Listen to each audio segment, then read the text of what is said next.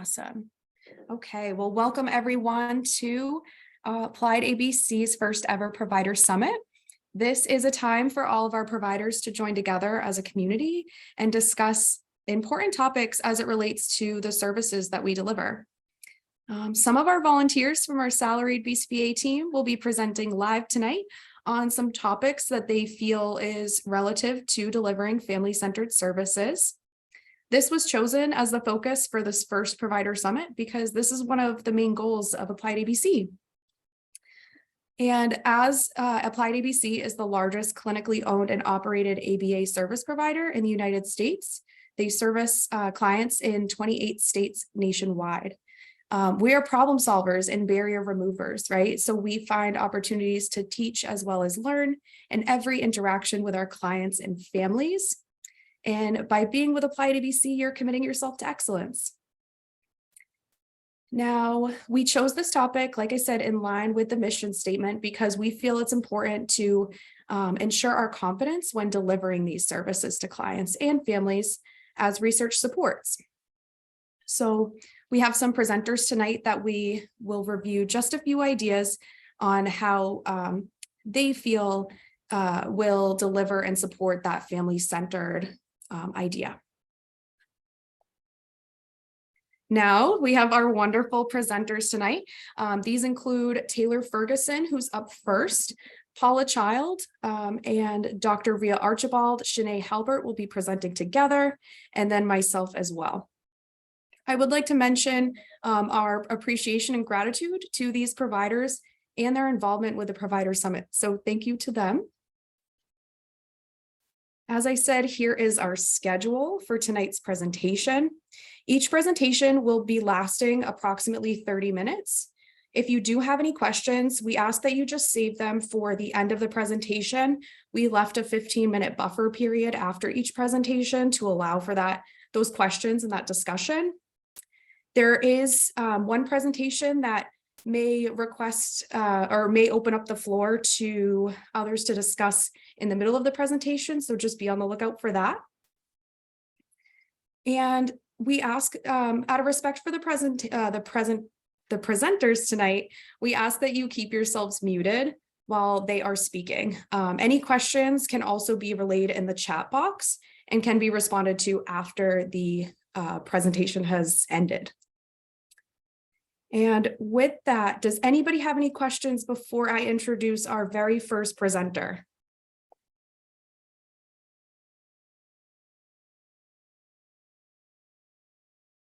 Okay. All right. Well, I want to welcome Mr. Taylor Ferguson with Nobody's Perfect. Taylor, are you ready with your presentation? I am. Do I have permission to share the screen? Yes, sir, you do. All right, I'm going to share it. I'm not going to turn on my camera because I don't think anybody needs to look at me while I'm doing this. That's okay. I'm actually going to turn my camera off as well to eliminate distractions, okay? All righty. So let's see if we can. All right, how does that look on your screen? So we're looking at the slide by slide. All right, so you're not seeing like there's a full screen. No. Oh, wow. Maybe, are you working off of two screens? I am. I'm just going to turn off that screen and we're going to see what happens. Yeah, you can also screen share your other screen too. Yeah, that's what probably I'm going to do. Stop sharing because it might be easier. All right. Sorry about that. I guess this is why you're supposed to practice ahead of time. That's okay. Take your time. All right. Perfect. All right. So what I'm going to be going over is I thought about a title for a long time, but it's Nobody's Perfect. And we're not going to be really discussing how to write parent training goals, but more how can we like look at context to develop our parent training goals. So the context of the home, family, the parents themselves, and developing goals. And so just as an outline of what we're going to go over is like identifying client needs and parent concerns. You can kind of read them, developing and evaluating current strategy. So what the family is currently doing, what are the resources available that the family has, what are we going to focus on first, behavior reduction versus skill acquisition, And then how can incorporating rapport and goal building. So the first thing is something that we should all be very knowledgeable about is identifying needs and concerns. And it starts with our standard functional behavior assessment, determining what the diagnosis is, right? Is it autism? Are there comorbid diagnoses? Is it Down syndrome, intellectual disability, whatever it may be, just determining that. And that kind of helps us to determine how complex our goals are going to need to be for the child, or how complex the case is going to be, right? If it's an autism diagnosis, we need to understand like what the relative functioning level is. But if there's comorbid diagnoses, more than likely our goals are going to have to be a little bit more refined in order for our parents, especially for them to follow. And there's likely going to be more issues that the parents are having to deal with because of those comorbid diagnoses. And part of that is identifying, what are the behavioral excesses, because that's obviously going to determine where are the parent struggles.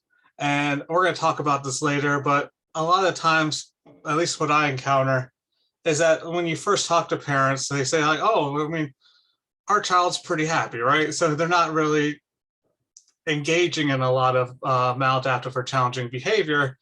And the next question is, all right, so then what are they doing independently right now? So what are their skills, the current skill level? So we incorporate skill-based assessment, whether that be PEAK, VB-MAP, ABLES, AFLs, whatever your poison is there. And then what you'd see is like those families that have kids that are relatively happy are not really engaging in challenging behavior, also likely are not engaging in a lot of skills independently. And what we're going to go over is really what I tend to see, and I'm sure other people see as well, is that there's a lot of just kind of maintaining the status quo in the household, right? And we need to figure out, all right, is this something like, all right, is the reason why there's no challenging behavior because you guys do a lot to avoid challenging behavior. So they have a lot of preventative strategies in place, but not a lot of response strategies to either teach the skill or address the behavior when it occurs. And of course, we're going to incorporate an assessment interview from there. And what I like to do in my assessment interview, and I have a couple points down, is create a rating scale. And really the rating scale is, all right, what are your behavioral concerns and what are your skill-based concerns? So like, where do you see your child's deficits?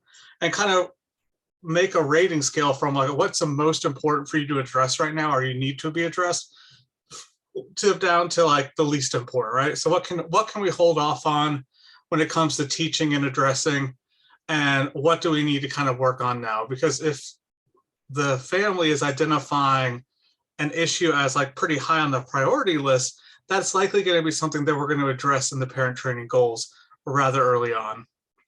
And then of course we want to evaluate the relationship between challenging behaviors and skill deficits.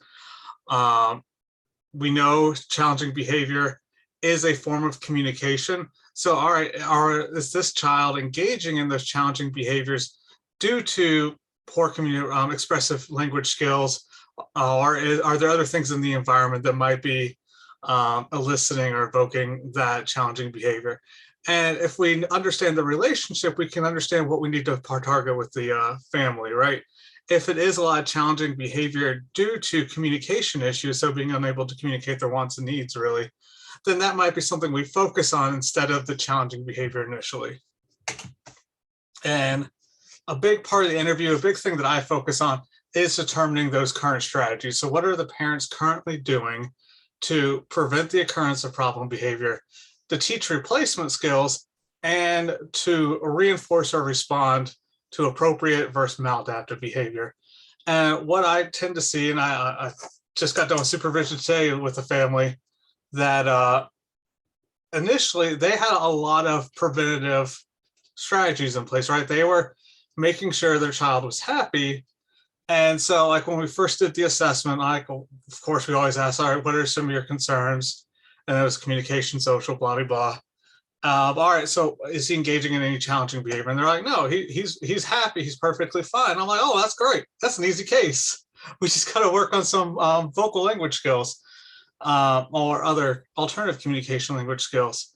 And then we start the skill-based assessment, and there's no instructional control as soon as we start trying to have the child respond, like, all right, I presented an SD, I need something from you. There was an immediate tantrum, right? And it was pretty sustained and not semi-severe. And so that kind of shows me there is that, all right, the reason why the family wasn't seeing a lot of challenging behaviors at the time is because they were manipulating the environment in order to ensure that, you know, relatively few demands were placed and they had access to most of what I wanted. So when I see that, where like, all right, well, there's a lot of preventative strategies in place, but not teach and reinforce and respond to his maladaptive behaviors. And one of the things I first focus on is, all right, how can we start building up instructional control in the family? So what can we do to, you know, we don't want to, you know, be like, all right, we're just going to have tantrums all day now, but how can I get the family to start placing demands, relatively simple demands, or get the child used to, you know, not having access to preferred items. And for this family, that's like the first thing we worked on is, all right, let's just have him be comfortable with, of course, tablet was one of his primary reinforcers, be comfortable with, you know, losing access to tablet for a brief period of time. And that's what we focused on with the family, all right, because that's something that's relatively easy. It's something that might elicit some tantrums, but then we can build from there. But then we can also work on the teaching moments. So like, all right, we're just going to wait for him to be calm, and then you can get the tablet back, right? So we're already starting to incorporate response and reinforcement strategies. And then how effective is it? We also have families that will say like, oh yeah, we do X, Y, and Z, and that's how we do it. Like when it comes to like timeout, or we might use timeout, or we might use some other response strategy. Well, have you seen a reduction in the behavior? Not really. All right, so that's not an effective strategy, whether it be timeout or we'll scold him, right? We do some type of attention response. And so it's not very effective. So they're like, all right, I understand now that the family might not be as in tune with the results as I would want them to be. So I might start working on with that family, all right, data collection, right? So we can kind of track how we're doing with how our strategies are working to address our child's concerns, right? Our concerns for a child. And so when I see that the family doesn't have a good grasp of how what they're doing and the effectiveness of it, that's something I'm going to target early on, is getting them kind of to understand that that relationship. And then I think this is the most important part when it comes to both the assessment, but also in developing parent training goals, is to determine what resources are available to the family. And there's a variety of different things that compromise our composed resources, being like the health of the family, the time available to the family, and the monitor, what money they have available.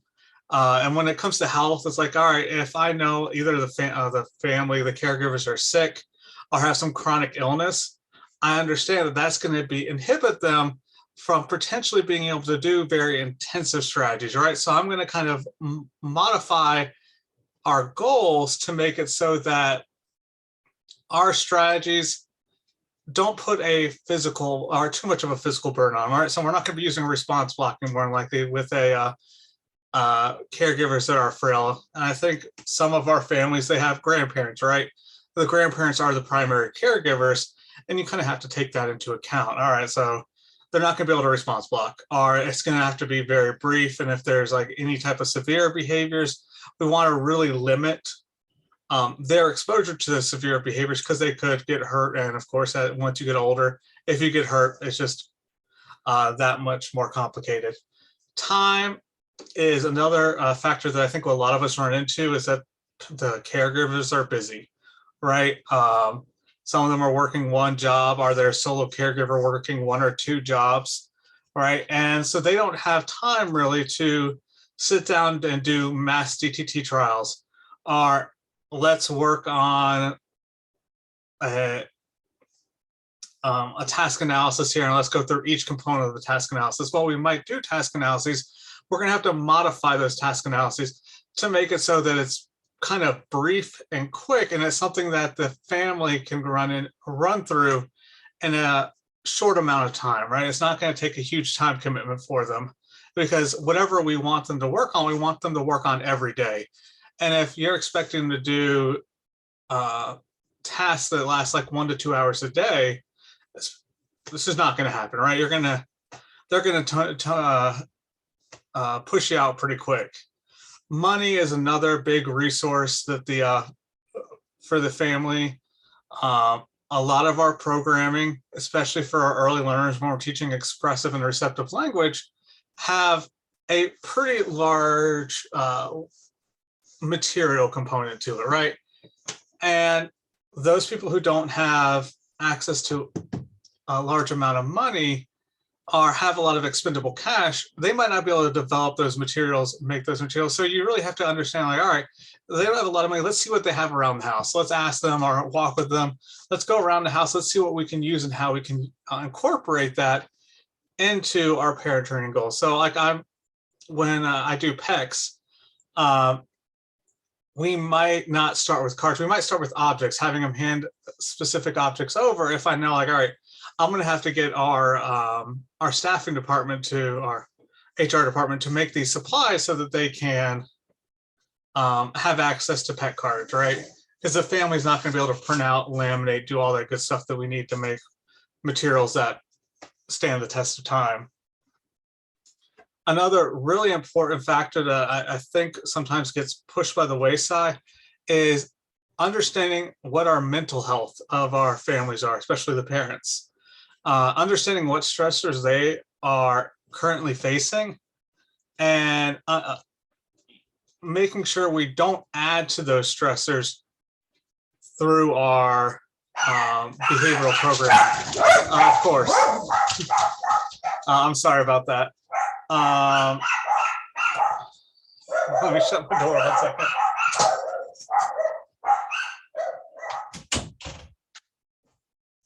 They always come at the best time.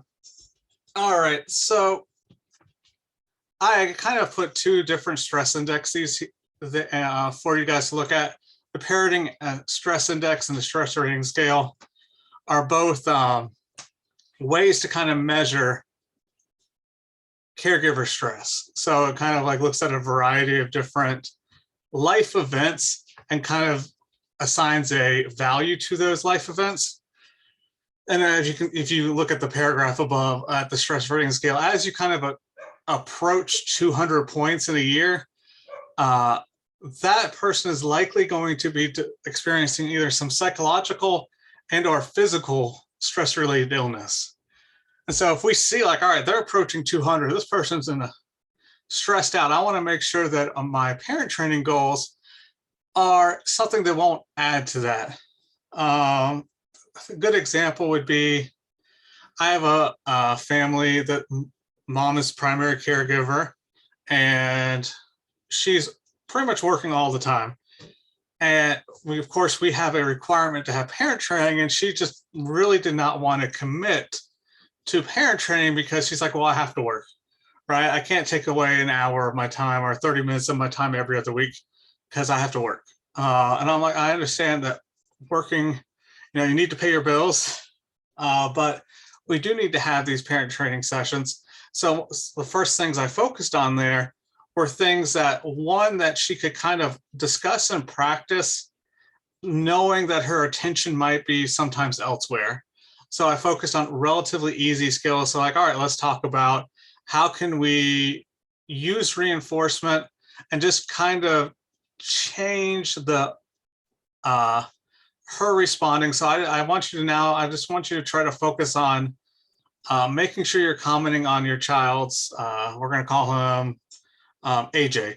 I want you to focus on when AJ does something good, you make a comment occasionally, right? And I want you to try to increase the ratio, and this is our parent training goal, is increase the ratio of responses to appropriate behavior versus responses to maladaptive behavior, right? Because that's something that, one, it's not going to require a lot of attention on her part to kind of practice, to understand, but also it's not something that's going to require a lot of additional burden for her because really she's not going to be talking to her son any more or less. She's just going to change when she does it, right? Or just start working on changing when it does it. And then I understand that she has a lot going on with work and life. So the next time we have a parent training session, I'm not going to kind of harp on her. Like, oh, have you been doing this? Oh, you know, you were able to do it some, but we had some setbacks. That's okay, right? And that's just another way. It's not specifically with the goal, but that understanding that if you're not making substantive progress or they're not engaging in whatever treatment plan you have with 100% fidelity, that's okay. Right? Nobody's perfect. So parental stress, and one of the reasons why it's really important that we look at is that it can influence treatment outcomes. So the I can't pronounce his name, Archimedes, Linavaz, and Larive, what they showed was that when we're able to address the behaviors, right, we're able to start making progress on especially challenging behavior more so than skill deficits. You see a dramatic reduction in parental stress. So we know that having a child with a disability is already a stressful event. It is adding to like a daily stress of the parents, but having a child with challenging behaviors and a developmental disability is just kind of adding on, stacking the deck against them. And so once you can start addressing those challenging behaviors, there's kind of like a positive correlation, or let's say negative correlation between, you know, a reduction in challenging behavior and increase or in a reduction in stress. And so it's really important for us that if we see that the family is, the caregivers are relatively high stress, or they have a lot of risk factors for being in a high stress category, that you address that challenging behavior to some degree, right? You might not be able to fully address it, but let's start working on it because we know that's going to start relieving some of that pressure. And along those same lines is that parents become less compliant the more stressed out they are. So they are going to be less compliant with whatever goals that you have, weekly goals or long-term goals, if they're really stressed out. So the quicker you can address something that will have a substantial impact on that, the easier it will be for you to make progress moving forward. And another thing to think about when it comes to parent stress, and this is Kurtz et al., is that they found that function does matter when it comes to parent stress. So those parents with children that have a attention function for their challenging behavior are typically under less stress than those families that have other functions for their child or for their child's maladaptive behavior. And if I remember correctly, the most stress was in those families that have children with the automatic reinforcement function, so self-stimulatory behaviors.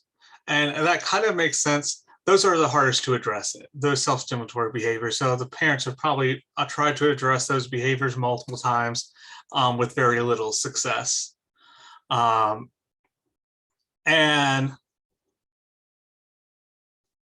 the kind of weird caveat to that is that those families that had the attention function, they saw the greatest decrease in stress. So they were already the least stressed out of the families, but they also saw the greatest response once that challenging behavior was addressed.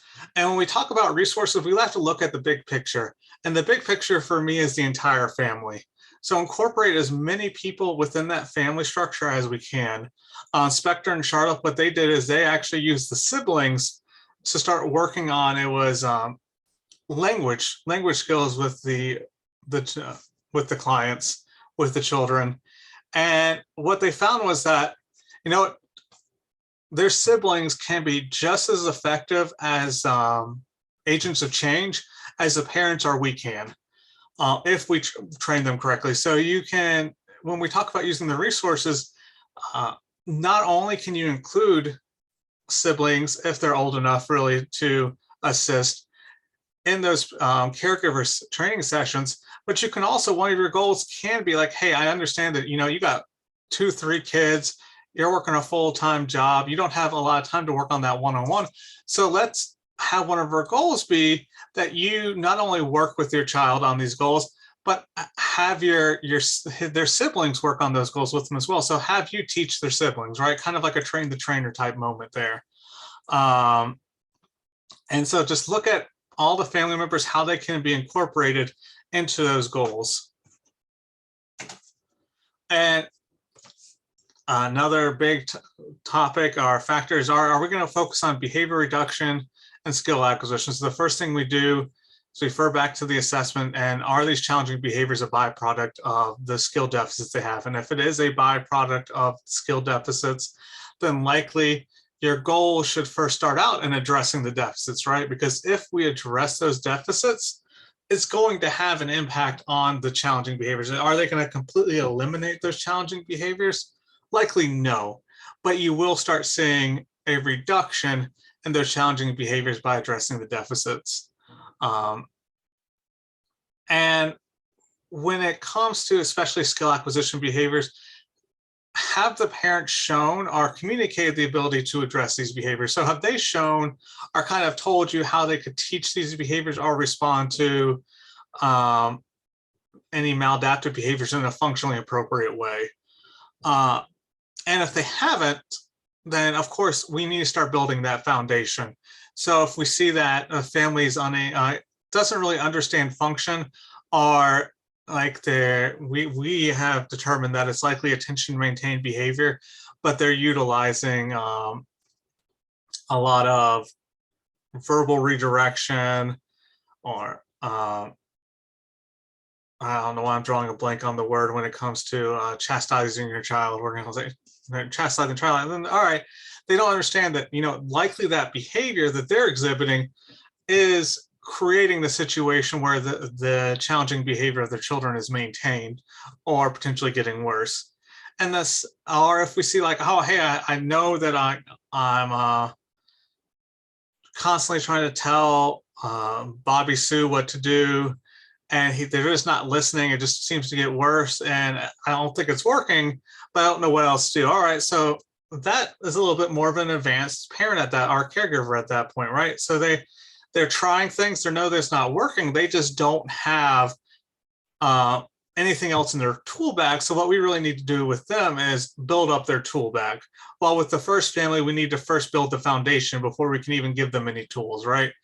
Understanding function and its relationship to behavior, all that good stuff. And then we have some families that, you know what, they're golden, right? They understand functions of behavior. They have interventions in place already that are pretty functionally appropriate. They might need some refinement, but they're pretty good. And what they're struggling with usually is like, all right, I can teach them these things, but it's taking a really long time to teach them, right? So with those families, I'm going to have probably much more complex goals, because I want to teach them the most efficient way to teach to work on skills with their kid. And when it comes to the next part, which is, are the parents able to follow through with reduction programs? What typically comes to mind, are they physically able to follow through with reduction programs? And are they mentally able to follow through with reduction programs? Physically, if they do have to do response blocking, are they able to engage in response blocking, but not just engage in it, but engage in it for a sustained period of time to account for an extinction burst?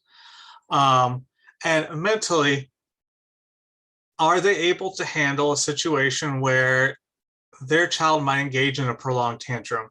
Especially with our early learners, 2, 3, 4-year-olds, I think we run into many times where the parents are willing to let their kids, you know, cry for a little bit, but once it goes beyond a certain point, they're just like, you can, if you're talking to them or you're working, you can see the anxiety in them building up, right? And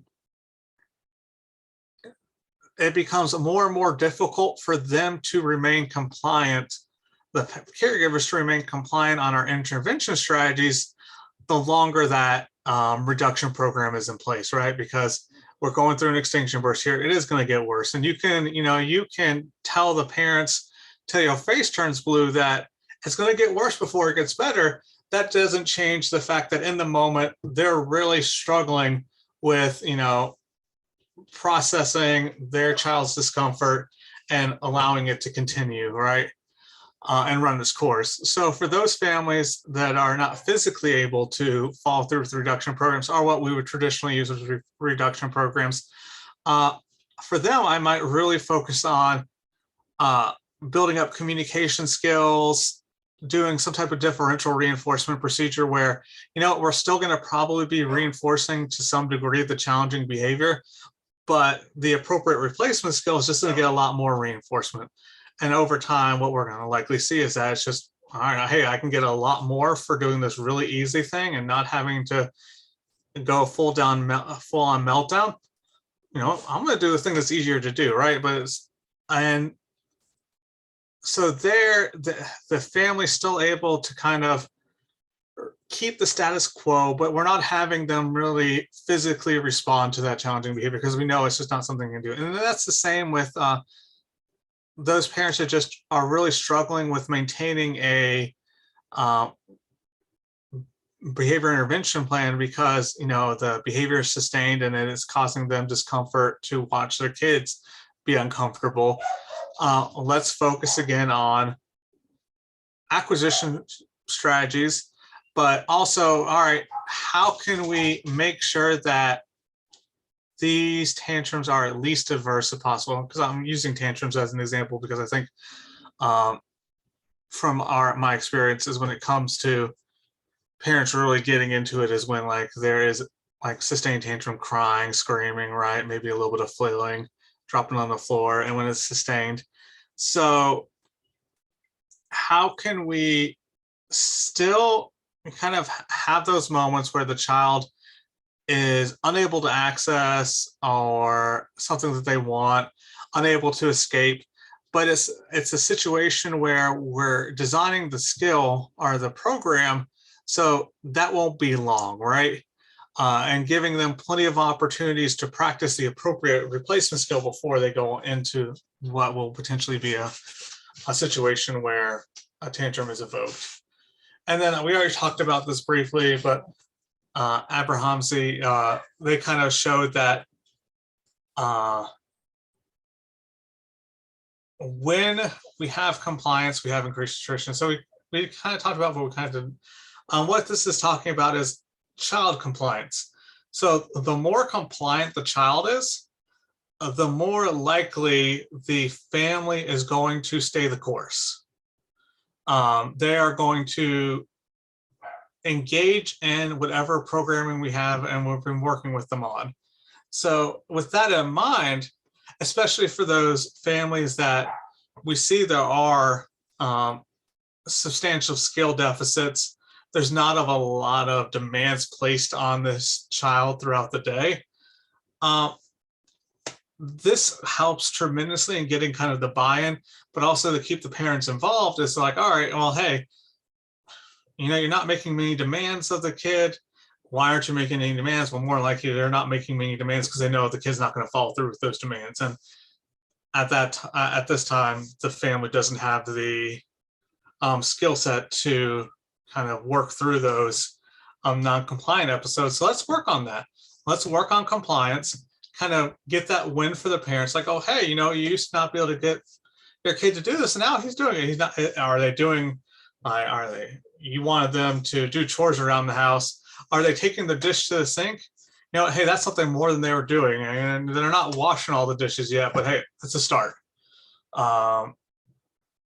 For a family just recently, it was getting their nails clipped, right? This was like a 3-person job in the past. And so one of the ways that I could see that was something that they didn't regularly talk about, the family regularly talk about, but it was something that was kind of weighing on them. So I'm like, all right, let's focus on this day. I saw you've mentioned this a few times. Let's just work on it. And by the end of our hour parent training session, the kid was just sitting there getting his nails clipped. Now they weren't able to get really good nails clipped, but he allowed each of his nails to get clipped by the end of the session. And you could just see oh, wow, this is working. I like this. And the parents are just and not just the parents, the grandmother, who is very opinionated. She was like, actually, you could tell that they were more engaged with the treatment moving forward, or treatment at the time, but likely moving forward. And then the last thing I want to talk about is how do we use rapport in our goal building? And what I kind of getting at here is understanding how invested are the parents currently in our intervention strategies. So like with the previous case I was just talking about, parents were semi-invested, grandma was not invested at all. And so how can I use the parent training goals to increase rapport with the family or the caregivers, right? And this is where I'm going to refer back to that rating scale that I had the parents kind of help the parents create early on with, all right, what are your least to most concerns when it comes to behavior reduction and skill acquisition? All right, I'm going to refer to that. And what I'm going to do is I'm going to create goals that target what are the biggest concerns for that family, both in skill reduction and behavior acquisition. Of course, there are a lot of other factors in place. You're not always going to pick the top one on the scale. If the top one on the scale is something that's going to be really difficult to teach, like we're not going to do that, right? We might do a step towards that, or I might take one that's a little bit lower on that rating scale, especially if it's, I know we're going to have quick success for it. And so that's where I say which goals have the highest likelihood of success. If I know that it's going to be a struggle, like say their first goal for skill acquisition is I want them to be able to tell me what they want. And I'm like, well, your kid right now is not speaking. I'm not seeing really much receptive language and much expressive language. I know it's not going to be an impossible goal, but that's going to be a very challenging goal to, have the parents work on complex communication skills early on. So I'm not going to target that, right? Maybe the next goal is I want them to be able to, dress themselves in the morning or something, like some type of life skill. And I'm like, oh, that's something that we can see success early on. It might not be that the child's going to be completely independent, but we can see some pretty good success early on. So let's target that first so I can start off with success with the family and then build off of that. Or with the first one where they have like some type of complex communication goal as their first target, I'm like, all right, let's kind of see, I might discuss with the parents, let's see what are the components of this communication skill. So it's being able to identify things they want, being able to make you aware of things that they want, right? So I might say like, all right, the first thing we're going to work on is pointing, right? Let's have them point to things they want so they can show you what they want. And then, all right, now that they're pointing, now we can do another communicative response, right? But build up there so at least the parents are starting with success. I just always think that's really important, just like with our clients. Like, all right, if we say like we have a new reinforcement procedure, if they're not contacting success on the first day and this reinforcement procedure, that reinforcement procedure is probably not going to be effective. You need to change it, right? Because you really want them to contact reinforcement very early on, because that's what's going to get the kid engaged, but also that's what's going to kind of set the stage and the kid for the child to understand what gets me reinforcement and what doesn't. I'm trying to think of a good way to end this, but so those are just some things that I think we need to think about when we're building those goals, is understanding what our goals are. How can we incorporate the parents' concerns with our goals in order to like just get more buy-in from the family? And with that, that's the end of my slideshow. I think I almost got the 30-minute mark on the dot. Yes, you did. So these are my references. I have a lot more when it comes to stress and like various effects. I have a lot more of those resources. I just didn't include them because I was kind of debating about really just focusing on parent stress and the treatment planning process. And I just thought that was a little too focused for this. But so if you want some of those resources or anything like that, just let me know. But I guess I'll open myself up to questions. Oh, So does anybody have any questions? And do you want me to keep on sharing this, or do you want me to stop sharing this and just kind of turn on my camera? You can stop sharing now if you'd like. All I'm gonna right. send a survey And in the one chat. second. Awesome. And with that, does anybody have any questions for Taylor? You can send them. Sorry, I had to let the dogs in because they were going to keep on barking if I didn't. I know you could hear one of them in the background. That's okay. All right, and I see there's. Go ahead. Oh no, I saw there was something in the chat, and I was like, oh hey, that might be a question. It was not. It was your survey. Right. Okay. Questions can be sent in the chat, or you can feel free to turn your mics on and ask as well. Or if you're interested in the resources Taylor has, feel free to let them know too. We'll give everybody a few minutes to see if they have any questions. All right, and I will turn on my camera. There you go, so you guys can see me. Awesome. This is the face you got to avoid for 30 minutes. There you go. Right. And when we talk about stress or other things in the household, right? I have three dogs now, and you know what? They are a handful. Even giving this presentation and then barking, that was just like, oh, it makes it more difficult. Okay, let's see here. I'm not seeing any questions come in the chat, but Taylor, I'm certainly interested in some of those resources, so I'll reach out to you after this presentation tonight. Okay. Oh yeah. There's definitely a lot of resources available looking at like various things that can stress or that can lead or that can be stressors for the family, but also how can you address stress in the household, right? Like I said, like I think that's a great topic to be had. I just didn't want that to be my entire focus of this presentation. Yeah, I hear you. This was great, very thorough. This was awesome information to share. So thank you so much. All right. No, I appreciate everybody's time, and that was awesome. Thank you, Taylor. hopefully it was helpful. And if there are no questions, I have to leave to get to supervision. I'm sorry I don't get to hear the other presentations. That's all right, Taylor. We're recording, so no worries. I can send you the other ones if you'd like. All right. Well, thank you, everybody, and you guys have a great rest of your day. You too. Thank you so much, Taylor. Have a great night. All right. Bye-bye.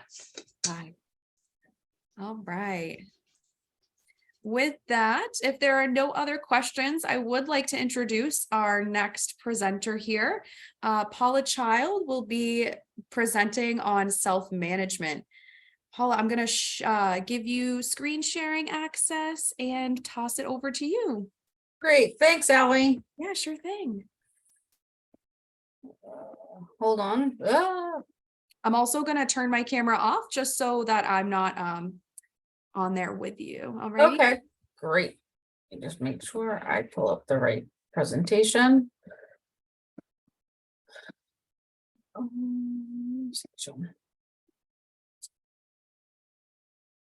Okay. There you go. Screen share.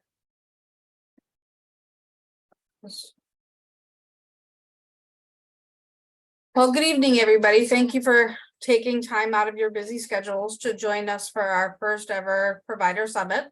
I chose, as some of you may or may not know, I'm Paula Child. I'm a BCBA here in New Hampshire. I received my master's from New England College in Education, and then went on to receive my BCBA credentialing classwork from the University of Massachusetts in Lowell. I chose to do the self-to-match, program because I had actually can't take full credit. Another colleague of mine had actually introduced me to it, and I started using it. It is a really good resource to have. So this slide here, oh, wait a minute. There, hold on. Come on.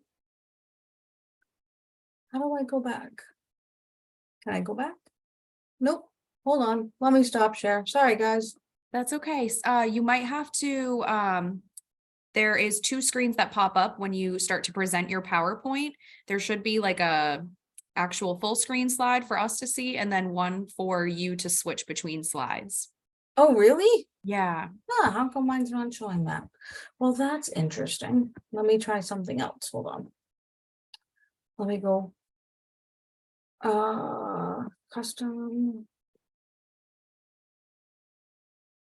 Oh, that's not going. Well, that's weird. If you want, I can also screen share, and if you want to just direct me when the slides need to change, I can do that too, whatever you need. Yeah, could you do that? Because for some reason it's not coming up on mine. Sure thing, you got it. Thanks, Allie. Yeah. One moment. It went so well last night when we rehearsed. That's okay. Let's see. Slideshow. And let me share. All right, go You to want this slide here. Yep, that one. Perfect. So I found this visual. I think it's a great visual to give you kind of where you should start, where you should end up, and things to think about as you're going through and determining whether or not your client or stakeholders are interested in this type of program. I think on the other side of that, and the one thing that they really don't have in here, right, is underneath that goal setting, which is that blue box. You really need to think about, and I do this when I use it with clients, is having the clients also have a part in setting those goals, or the stakeholders having a say in that, right? And your client is your stakeholder, with that being moving forward. Okay, Allie.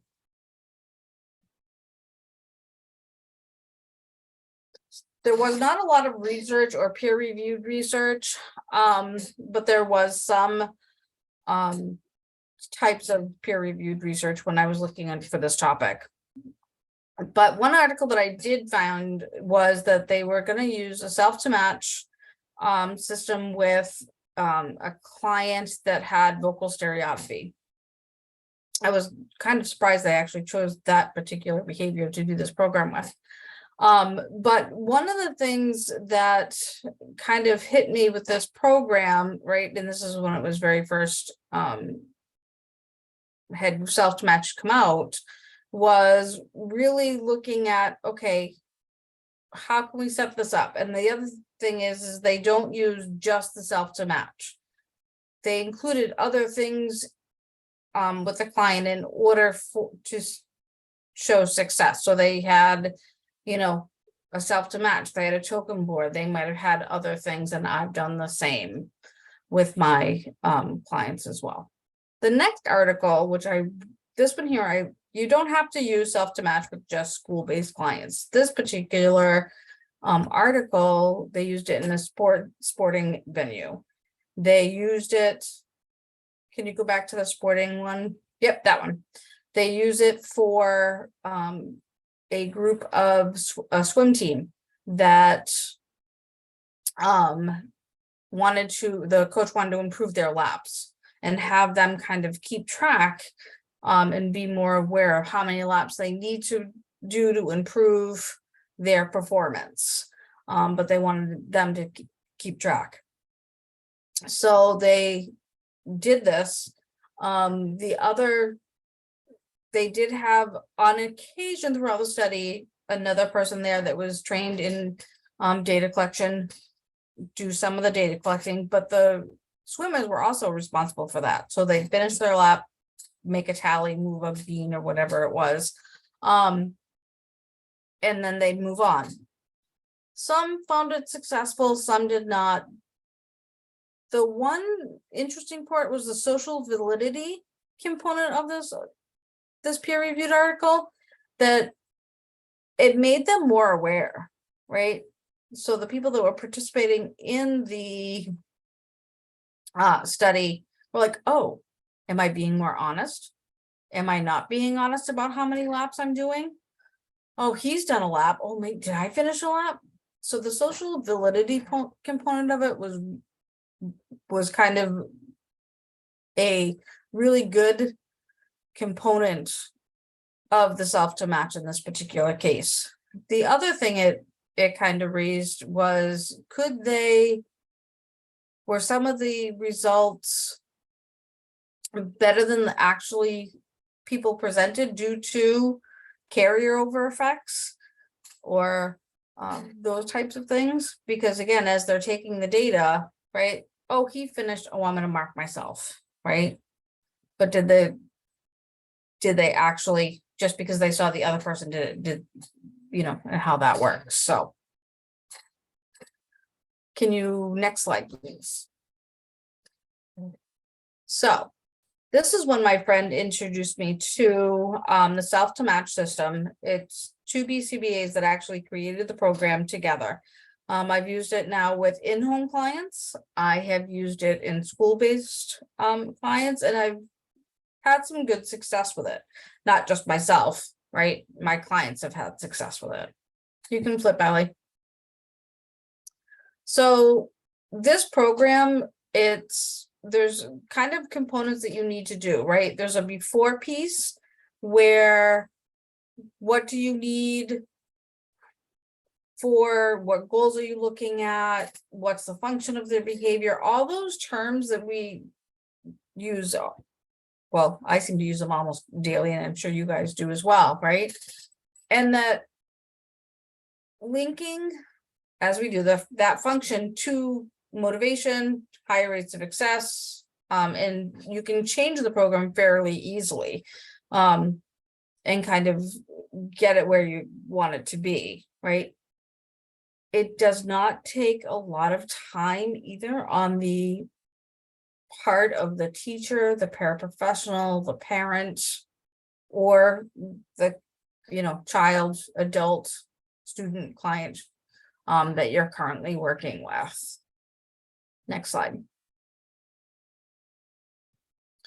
So some of the benefits of the self to match or self-monitoring, right, is that self-monitoring promotes a sense of independence and self-determination.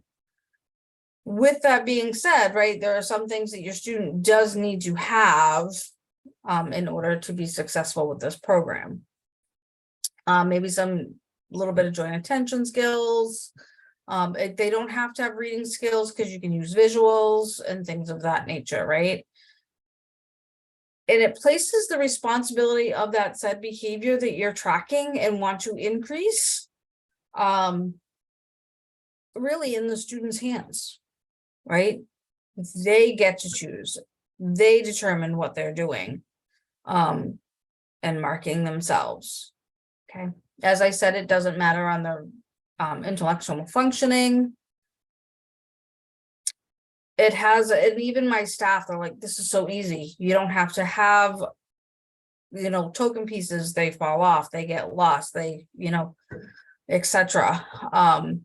And the other nice component is that this program can be set up any way that you need it to be set up, or that your client needs it to be set up, or the family needs it to be set up. You can go back to Taylor's point of parent training, right? If it's easy, you can probably get the parents to do it and get their buy-in as well. Next slide, Allie. At this point, I want you to stop. Think about, how would you use this intervention? Whom would you invite to discuss these goals with? Do you have a student in mind? So we're just going to take a couple of minutes and pause and just ponder those thoughts.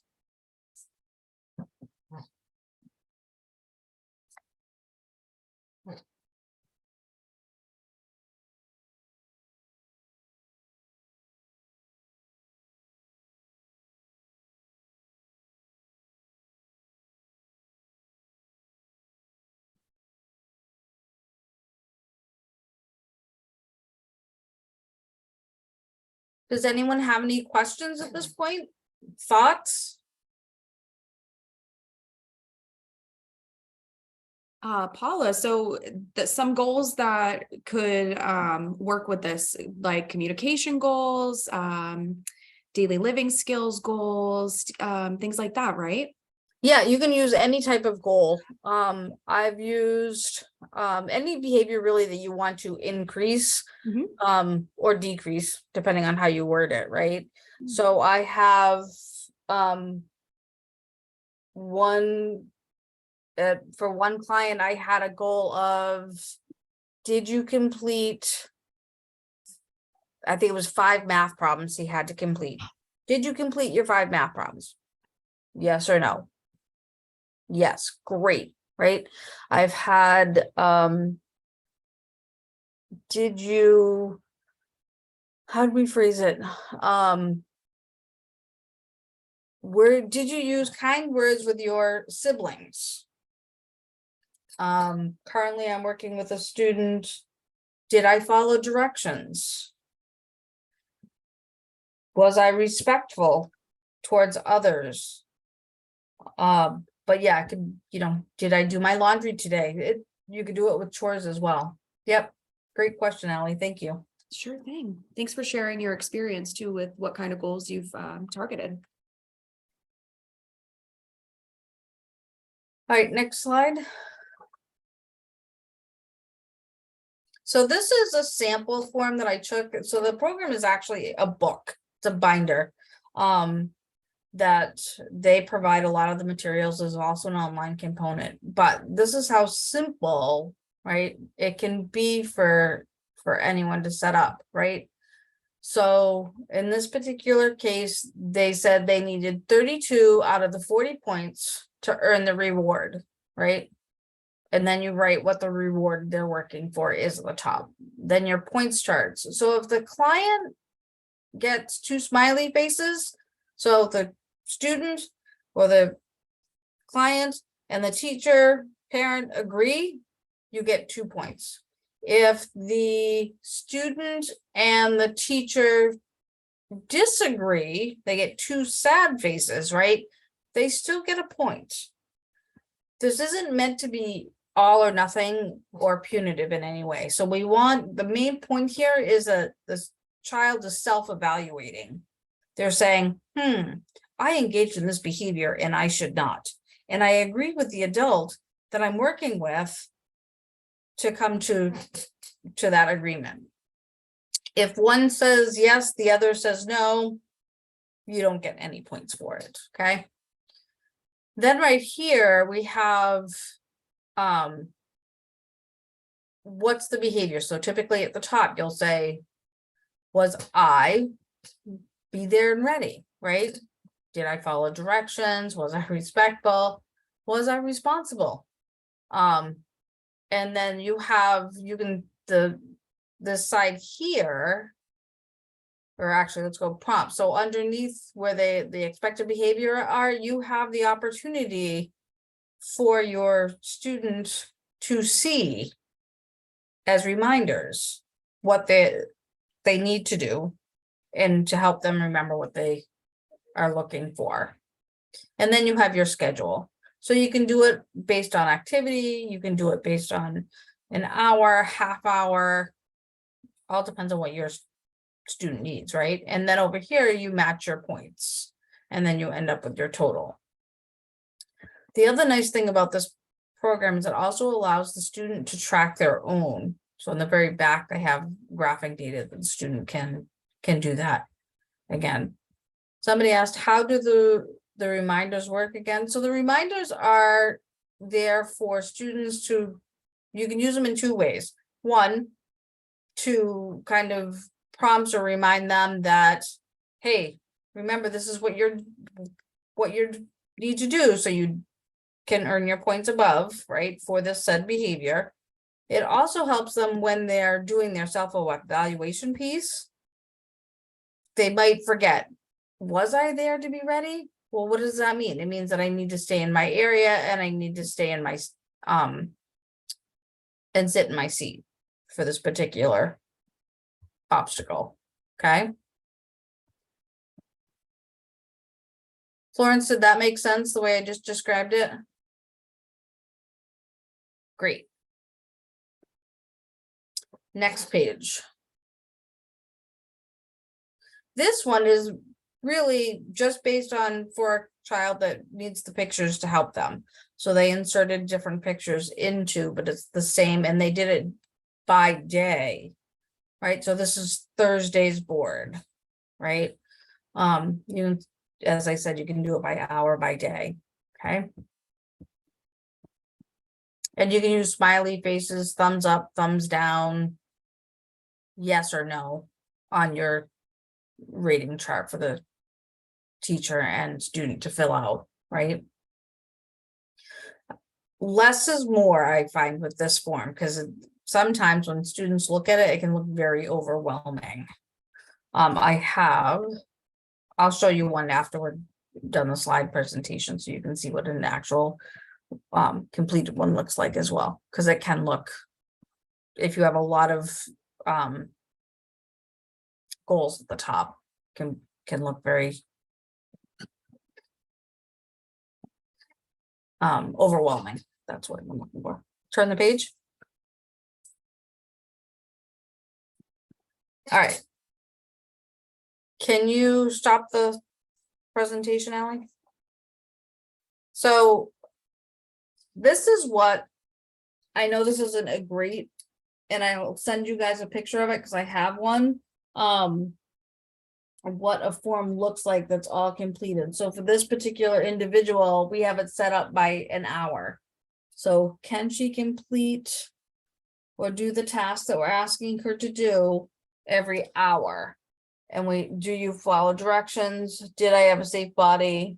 Was I respectful towards others? Right? She also earns partway through the day. So if she gets, so we have 3 boxes, right? If she gets one, right now it's 1 out of the, no, sorry, 2 out of the 3 boxes with a total of 6 points. She earns at, I want to say it's like 11:30 to 12. And then she has the opportunity again to earn at the end of the day, that 2:30 to 3 o'clock time slot. And then we'll fade from there. We'll increase her earning time. Does anyone have any questions?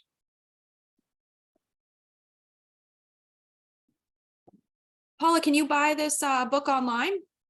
So yeah, the self to match program itself is actually, you can purchase it right on Amazon. They just came out with a new version. Mine's a little bit older, so I'm not sure what the difference is between the new and the old version. But this is what the book looks like. You can see mine's it's gotten a lot of use. And it gives you everything in it to do, but you can also, the nice thing is, again, you can customize it towards whatever you need for the client.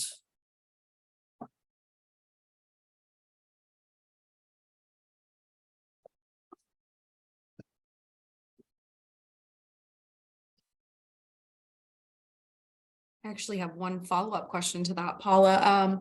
What are some, with your experience that you mentioned with this system, what are some of the behaviors that you've increased that have been really successful? So some of the behaviors that I've seen increase is attending to the teacher, completing work tasks. I've seen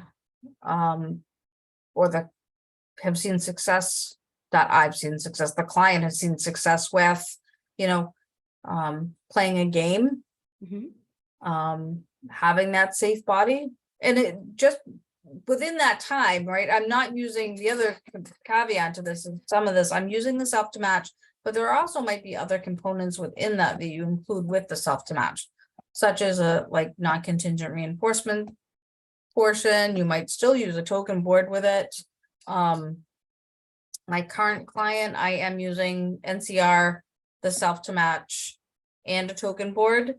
I'd like to fade the token board, which I think the self to match will help with that. My other clients were just on the self to match form. For their environment that they were in. Mm. Awesome. Thanks for answering that. And do you find that I know you said you can, for the goals, you can use visuals or you can use like written words. Do you find that one works more than the other, or what's your experience? No, I think it depends on what is best for the client, right? If I have a reader, we can use words, right? If I have a client that struggles with language or reading, the visuals would be beneficial. Again, with the caveat of, whatever works best for that client, right? You can use the actual pictures or you can use, board maker or lesson picks or whichever program you're using for that. That's great. I love how individualized it can really be. That's awesome. Exactly. And I think the nice thing is that, so going back to this visual, right? So there was one here. Which one was it? She did, oh, this was a really good day. Oh no, there was, so one day, she didn't match on one of the, not, did I follow directions, right? So when you're reviewing, right, the student always fills their piece out first, then the teacher, paraprofessional, behavior check, fill out the next section. And it's a brief, kind of review. Hey, you followed your directions here really well. I asked you to take out your pencil, you did it. When I asked you to transition from the computer back to your desk for another, section of work, you didn't follow the direction, right? And then move on. It's a quick, you don't have to make it long and drawn out conversation about what it was, the negative behavior. We really want to focus more on the positive behavior with the client. But you want to give them an explanation as to why you're giving them that sad face or why you're giving them the smiley face and they give themselves a sad face, right? Awesome. Yeah, that was great. Thank you for your presentation, Paula. Thank you, Allie. Yeah, is there any other questions for Paula before we introduce our next presenter?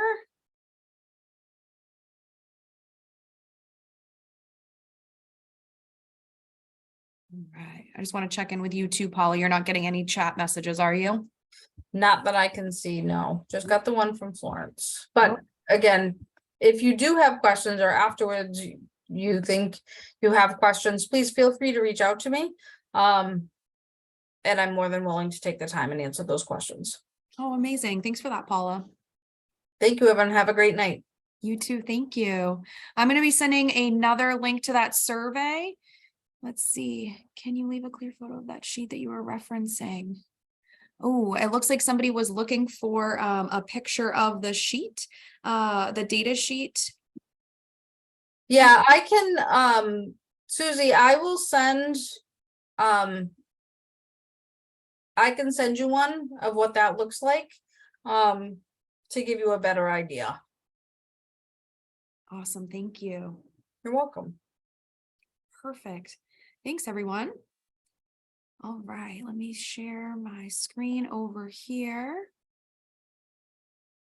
And if we do not have any questions left for Paula, we can move on to our next duo here. So we have two presenters to welcome with this next one. And we have Dr. Rhea Archibald, and we also have Shanee Halbert presenting effective supervision of RBTs and BTs. Rhea, are you all set to share?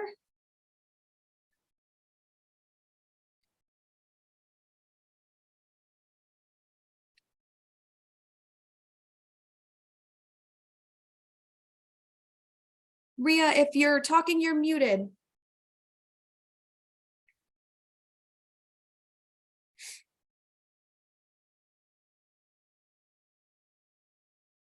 All right, let's just give a few minutes here.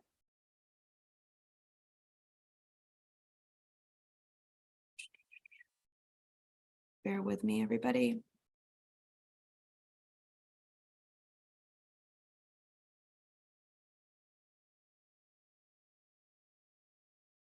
Okay. We're running a little bit early, so we may just need to take a quick 5-minute break. Let's see here. Thank you all for your patience.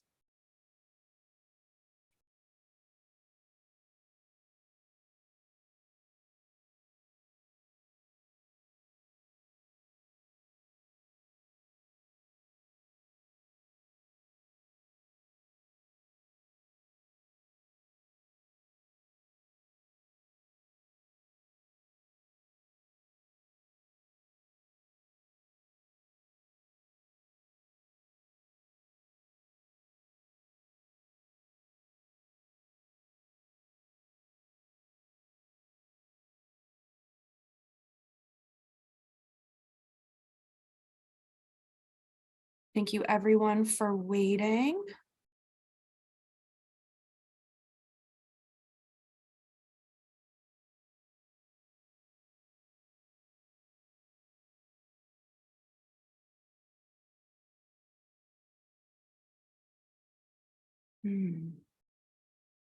Okay, I think we need to take a quick break here until we are ready for our next presenters.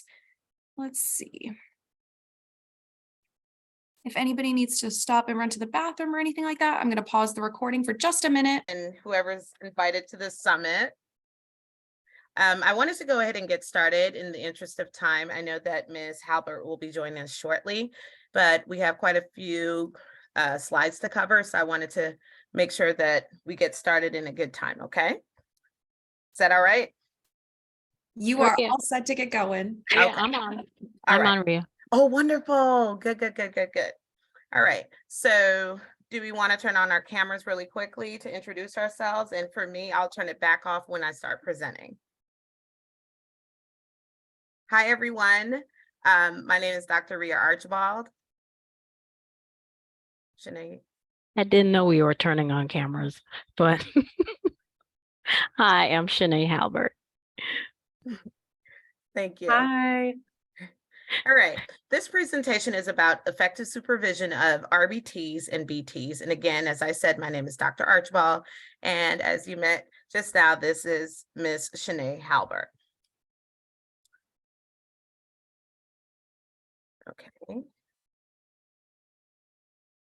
Who's okay? I'm sorry about that. So we just introduced ourselves. I just want to give us a little bit of information. I'm Dr. Archibald, as I said before, and this is Ms. Shanee Halbert, and we're both BCBAs.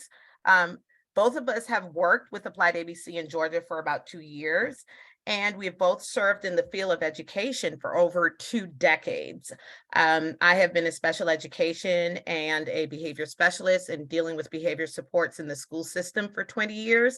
And Ms. Halbert has also been an educator for 22 years, working in early childhood education, as well as behavior supports. And a fun fact, we are both from the United States Virgin Islands, specifically St. Thomas. All right. In this presentation, we're going to go over pretty much an introduction, okay? And we'll begin with, like I said, the introduction, and then continue with a review of the BACB supervision requirements. Then we will discuss pertinent topics that impact BCBAs, including self-reflection, communication, scheduling, and compassionate care. Whether you're a new or experienced BCBA, there's always room to expand your capacity to provide meaningful and effective supervision to your behavior techs and RBTs. For us, and as we know, supervision of RBTs and BTs accounts for the majority of our responsibilities as BCBAs.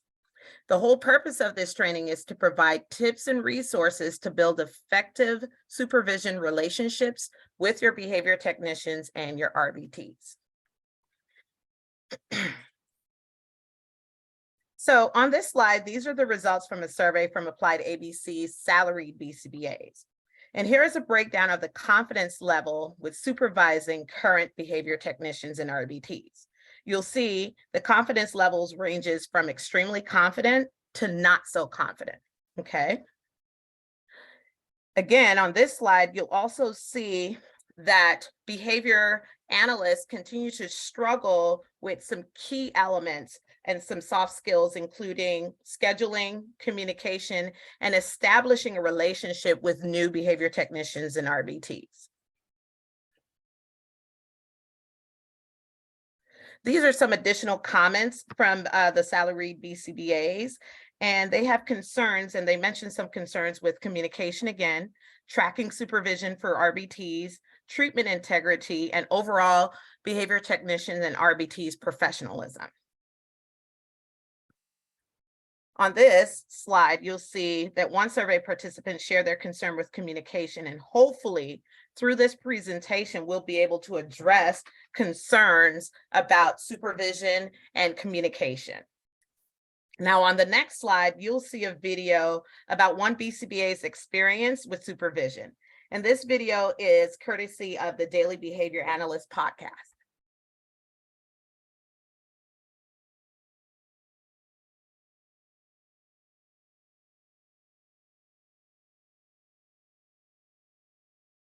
Okay, let me get it to play.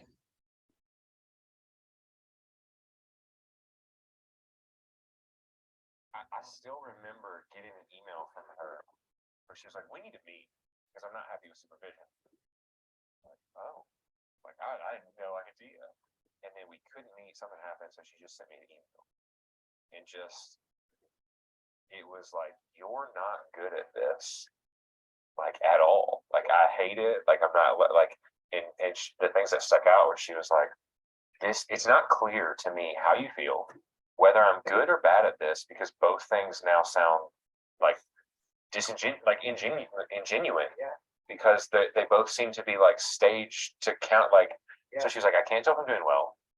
I can't tell what's important anymore because you say things are important and then you like contradict yourself. So, oh, that email like haunts me. Like I think about that all the time because she's so good. The girl I was supervising is a wonderful clinician, and I think very highly of her, and she was right. And that sucks. Like negative feedback is just the truth. Like, oh shit, I didn't even think about that. Supervision was always a big goal of mine, though, because like as a clinician, I could count how many people I'm contacting, how many people I'm helping, and you keep up to like places where you failed or whatever. But like, it's a very clear, like my caseload is 21 humans. Like that's who I'm serving. Yeah. And then you look at supervision, and I mean, I just recently got a position where I'm indirectly affecting hundreds and hundreds and hundreds of people. And that's so exciting for me. So that was always a goal. But what I've kind of cut out of is like I'm bad at supervision through email. Yeah. I'm not a big fan of phone calls. Like I'm a really big face-to-face person. Like I really love to sit down and conversations other people don't like, or they're difficult, or like critical feedback or praise. Like I've learned that I should get off the phone as soon as possible, because I do not like, people misinterpret me a lot through the phone. And then, I mean, literally when I say email, I think about that email I got from that clinician. Like it still sticks with me. Oh God, no, not at all. No, I learned viciously and quickly that was not good. It's bulge and show the world what we. Sorry about that.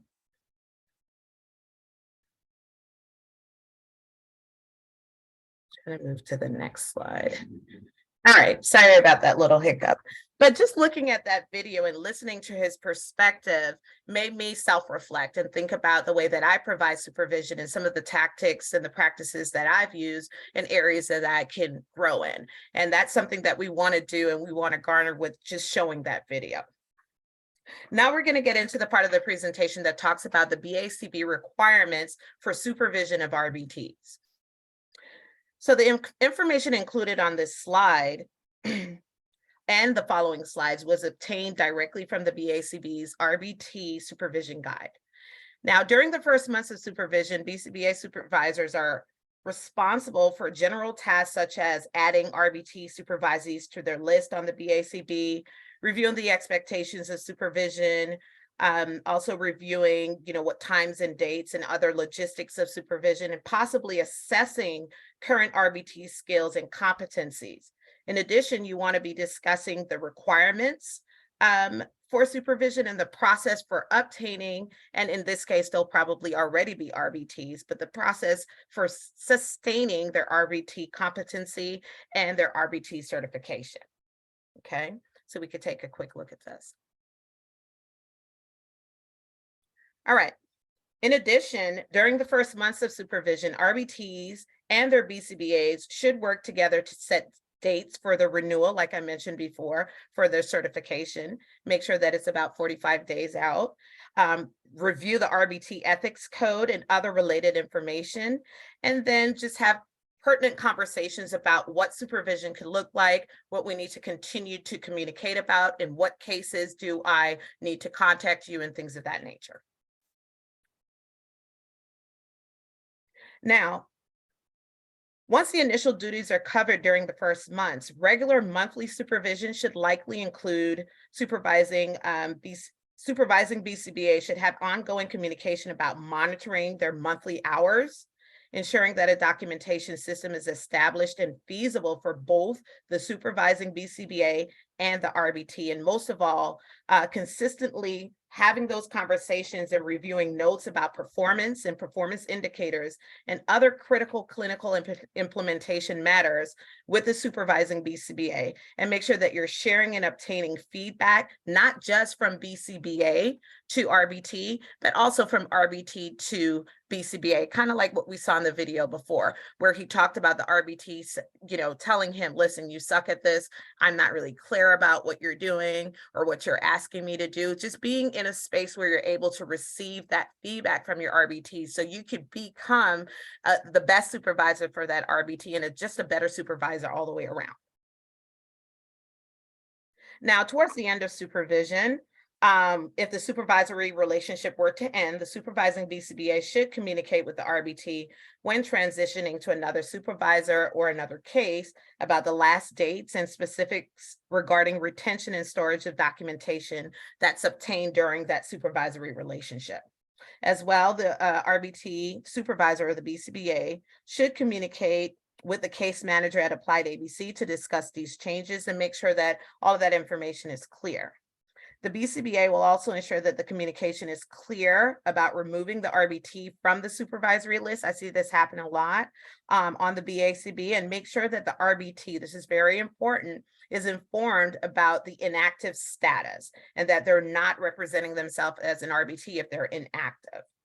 It's also imperative that the supervisees impress upon them that at this time or during this time, depending on what case they have, that they refrain from not supervising, but providing any services to clients. Self-reflection. Shanee, you want to chime in? Yes. Are you going to move the slides for me? I can. Okay. All right, we're going to discuss self-reflection and how can self-assessment improve supervision. Next slide. So as a supervisor, it is imperative that we take a deep look at our values, our insecurities, and strengths related to supervising others. Now, there are several checklists and rating scales that are out there, but the one that I really wanted to focus on was the assessment that came out of the workbook from Sellers, LeBlanc and Sellers, the Consulting Supervisors Workbook, Supporting New Supervisors. So we will review just a few items off of that self-assessment, and it's entitled New Supervisors Self-Assessment, Foundational Supervision Skills. Next slide.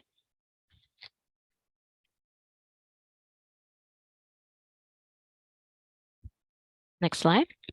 I'm trying to get it. I'm sorry. I'm not sure why it's not. Okay. Is that good? Okay. Sorry. Perfect. So there are 6 sections of this self-assessment.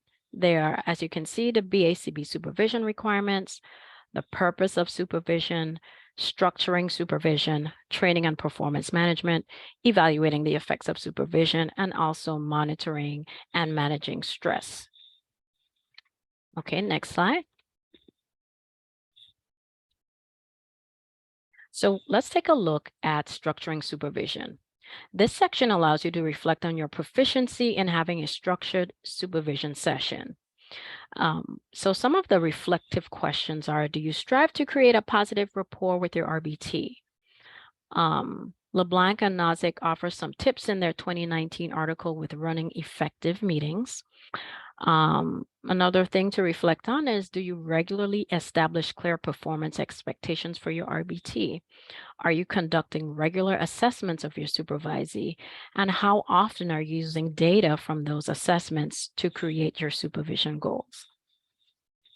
Next slide. So training and performance management. What is your proficiency in training and performance management? Do you regularly explain the purpose of feedback and preferences for the RBT to receive and give feedback?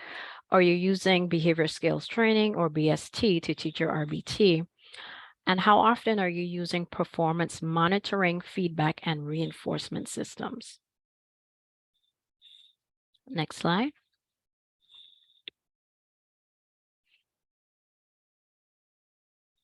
Okay. The next slide is new supervisor self-assessment foundational supervision skills, specifically evaluating the effects of supervision. So how often are you evaluating the effects of your supervision? Are you soliciting feedback from your RBTs? How are you evaluating the effects of your supervision? Is there a difference in client outcomes and supervisee repertoires? Are you regularly implementing changes when needed?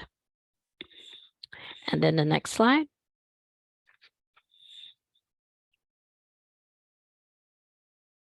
Monitoring and managing stress and wellness. Most of us on here are BCBAs, and it's a stressful job. So we need to be very reflective on how we're taking care of ourselves. Managing stress and your wellness can make or break your supervisory relationship with your RBT. Are you good at monitoring your own stress level and its effect on your supervisory skills? And also, how are you modeling and teaching your RBTs or your BTs to monitor their own stress levels? I'll probably touch on this a little bit more when we get into compassionate care, but those are just some of the things that are highlighted on the self-assessment for self-reflection. All right, and I think it's back to you with communication, Dr. Archibald. Thank you so much, Shanee. All right, this part of the presentation, we'll talk about effective communication. Effective communication is often seen or deemed as one of the most challenging aspects of the supervisor and supervisee relationship. Specifically, the communication between the RBT and the BT. The RBT or BT and the BCBA is essential in establishing and maintaining effective working relationships, which is directly relational, or it directly impacts the efficacy of the ABA service delivery. Communication is just not limited to exchanges during supervision. Rather, it involves considering the following factors to enhance and sustain meaningful exchanges between the therapist and the BCBA. One, you want to consider the best modes of communication, whether it's email, phone, a phone call, or text, or in person. Like we saw in the video before, the BCBA said that he is not good with emails. He is not good with phone calls, and he had to hurry up and get off the phone. So something that he works well with is being in person and having that in-person contact. So that's something to consider. Establishing the focus of each conversation. You want to make sure that the focus of the conversation entails feedback, problem solving, or teaching new skills, which will avoid any prolonged conversations that do not serve either party. You also want to determine the best times to have certain conversation, and timing is key. Some RBTs, you can damage the relationship by providing supervision and you're right there, possibly in there, stop, don't do this unless it's harming the child. There are some ways that you can structure that timing for giving feedback so that it's effective and it's not damaging any relationships, okay? Also, make sure that you're using appropriate tone, phrases, and language to diffuse potential misunderstandings and reduce the potential for conflicts. And also, you want to structure communication to include praise and feedback and opportunities for disagreements, and make sure that they're healthy and productive. So here you'll see on this slide some of the common modes of communication. And we just kind of went through and listed some Yes. of, can you hear me? Okay. We just went through and listed some of the common modes of communication. And here's a brief discussion of each. All right, you'll see here that email is perhaps the most often used communication, and it is best used for sending documents, short notes, and reminders. Emails are also good for communicating quick, instructions, but sometimes they may not be the best manner to communicate concerns when dealing with RBTs, because it can be off-putting and can be easily misinterpreted. Phone conversations are good for detailed debriefing, troubleshooting ideas, and exchanging thoughts and/or concerns. And phone conversations are also good for clarification of emails and obtaining immediate assistance when needed. Nowadays we use text messaging, and text messaging is pretty okay, and it's good for quick reminders and answering quick questions for immediate concerns. And of course, face-to-face communication, whether this is virtual face-to-face, via telehealth or directly in person, it's really good for teaching skills via the BSD model, completing some skills assessments, and observing and/or providing immediate feedback during supervision. In order to establish effective communication within the supervisory relationship, it is imperative that BCBAs determine the focus of communication. And for supervision to keep conversations focused and meaningful, supervisors should either be communicating with their RBTs and BTs to provide feedback and/or problem-solve cases or other related case concerns. All right. Information in this slide was pulled directly from a CEU training entitled Supervision Resources, Gems from Recent Research, and you'll see the citation here on the right. Now, looking at this chart, you will see that it's a task. This is basically a task analysis for providing constructed feedback to RBTs. Now, considering that this is a crucial aspect of the BCBA supervisory role, let's look at these steps. First, it is critical to collect data accurately on any implementation procedures if possible. And if you have the time and the ability, use IOA or inter-observer agreement. Then provide behavior-specific praise for each step that the therapist has completed accurately. After that, you begin with a description of the steps that the therapist did not complete accurately. And after that, the BCBA should provide a rationale for changing the ineffective performance for each step that the therapist did not perform correctly. After the rationale is provided, provide instruction using the behavior skills training model, okay? And be specific on how you want to improve these steps or the inaccurate steps. You'll provide a demonstration of the skill, give the RBT an opportunity to practice, and then allow for the therapist to ask specific questions to obtain feedback regarding their performance. Now, on this slide, we provided some information about a resource offered again through the CEU called Supervisor Training 2.0. And this resource is a problem-solving prompter, which is also somewhat of a guide that allows the BCBA to assess the problem and collaborate with RBT or the BT, as well as the families, to determine the best solution to the challenges that may arise during therapy.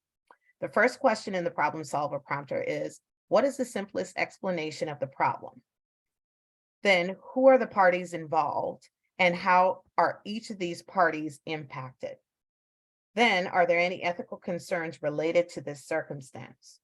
Also, what are all the factors contributing to this problem or in hindering the solution? And further, what are the short and or long-term goals related to this problem, and what are the possible solutions? And how do these potential solutions affect each of the stakeholders? And how do these solutions align with the principles of ABA?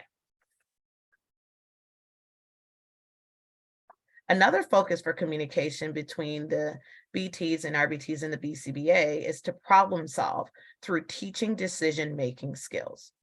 Now, decision-making skills are essential to effective therapeutic practices as they are directly in line or they directly impact client performance.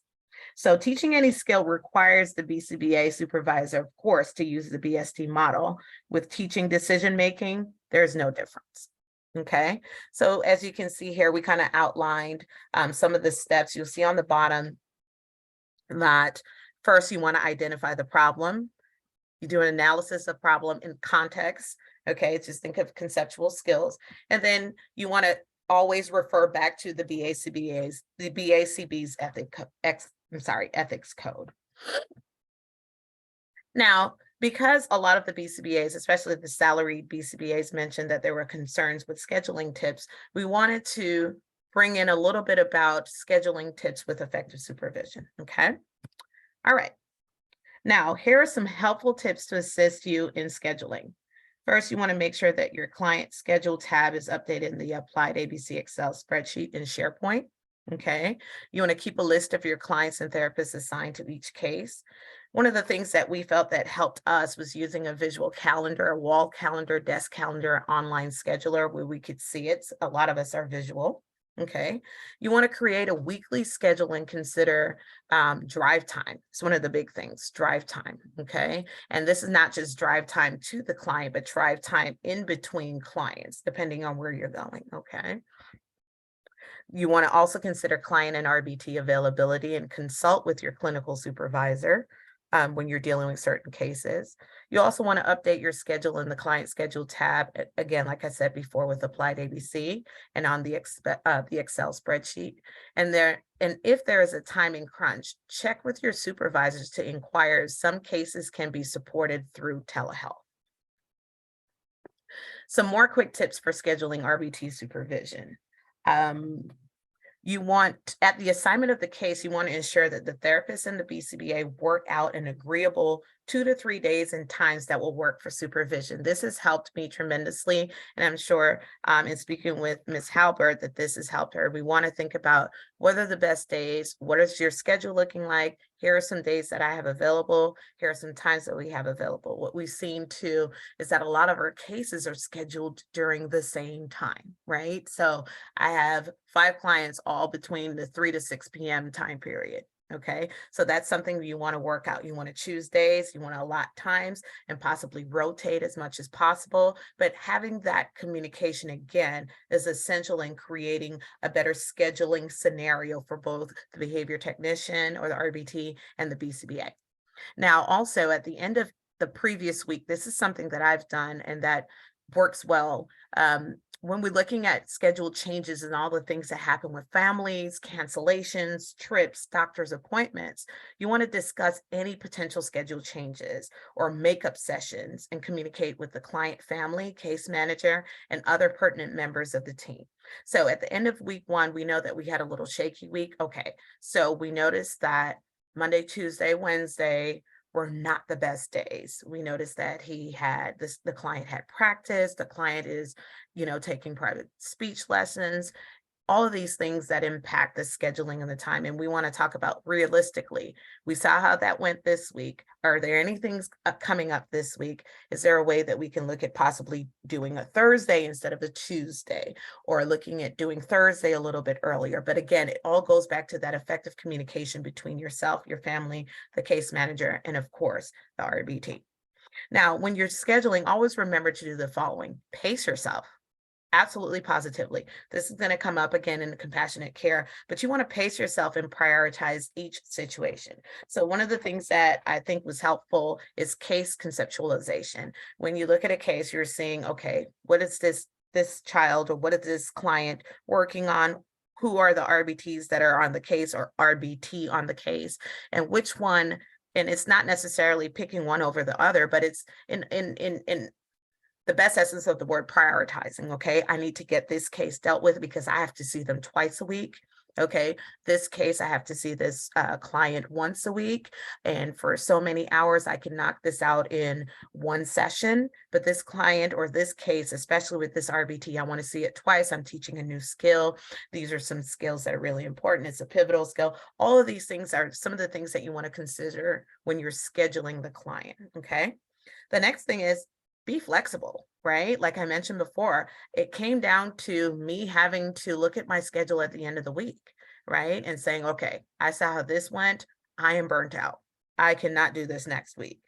What can we do to make this a little better? Because that drive from here to Timbuktu is not working for me, not when I have to come back and be available for my other client where I'm working on.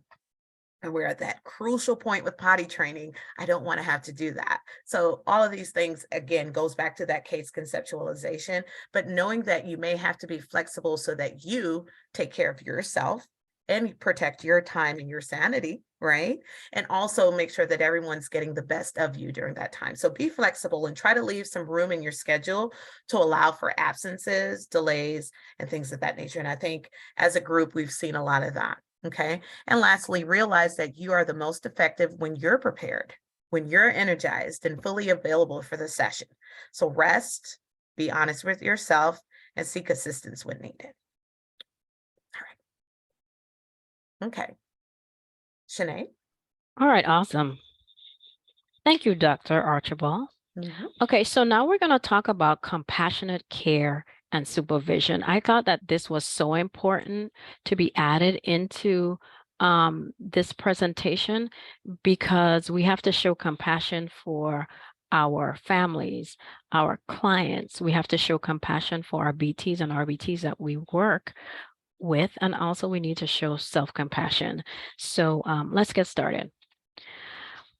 Next slide.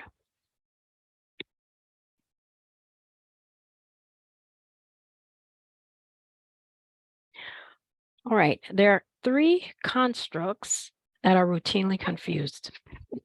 Excuse me, there are sympathy, empathy, and compassion. Sympathy, according to Taylor et al., involves feeling sorry for the person's pain, but does not imply a shared experience of the person's pain. Empathy is described as walking in the other person's shoes and requires perspective taken. One must be aware of and understand the other person's situation, perspective, and feelings. They must also communicate understanding and checking for accuracy. So compassion takes empathy a step further by bringing action to the empathic response. Next slide. So compassion converts empathy into an act aimed at the alleviation of suffering. For example, a clinician may encounter a parent who is sad and frustrated that her son is not making the progress she had hoped. The clinician can show empathy by listening attentively to the parent, taking the parent's perspective, acknowledging and accepting the parent's feelings, and also allowing herself to feel what the parent is feeling in the moment. Next slide.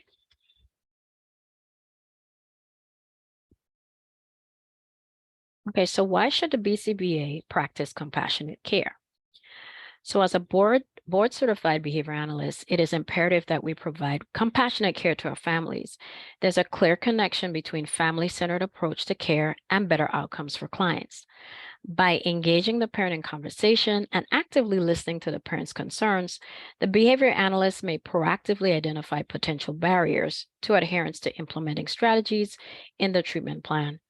This proactive engagement may enable a response that is both warm and respectful, conveying an understanding and appreciation of the parent's concern. From this point of relational connection, the provider and the parent can proceed collaboratively to develop a plan that will maximize treatment integrity and the intervention's outcomes. How does this impact the therapy that RBTs provide to the client and the families on a daily basis? Our RBTs and BTs are spending more time with our families. They typically see what the families experience with the client on a daily basis. So teaching and demonstrating compassionate care will build the capacity of that BT or RBT to ensure that they are providing empathy with action when interacting with families. Teaching our RBTs and BTs compassionate care will lead to better relationships with families, which will lead to positive outcomes. So how does compassionate care fit in with our code of ethics? So let's take a look. For BCBA Ethic Code 4.02, BCBAs are charged with involving the client in the planning of and consent of behavior change program. Ethic Code 1.05 states that we're to use language that is fully understandable to the recipients of those services. For the RBT Ethic Code 1.07 says RBTs work directly with their supervisor to ensure that they are culturally responsive in their work. They actively work to evaluate their own biases and ability to work with individuals with diverse needs and backgrounds. And also Code 1.08, RBTs do not harass or discriminate against others. They behave toward others in an equitable and inclusive manner, regardless of age, disability, ethnicity, gender expression, etc. Next slide, please. So is compassion and empathy behavior analytic? Well, yes, the intervention that is behavior analytic is perspective taking, which is necessary for empathic and compassionate responding, which is rooted in RFT or relational frame theory. Next slide, please.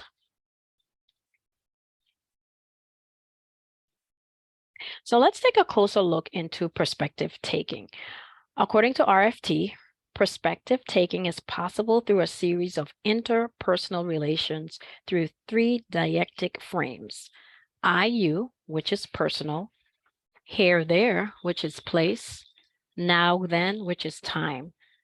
So these relations allow one's perspective relative to another's. It is like the proverbial saying, you take a walk in someone else's shoes to understand what the person may be experiencing. So let's look at an example.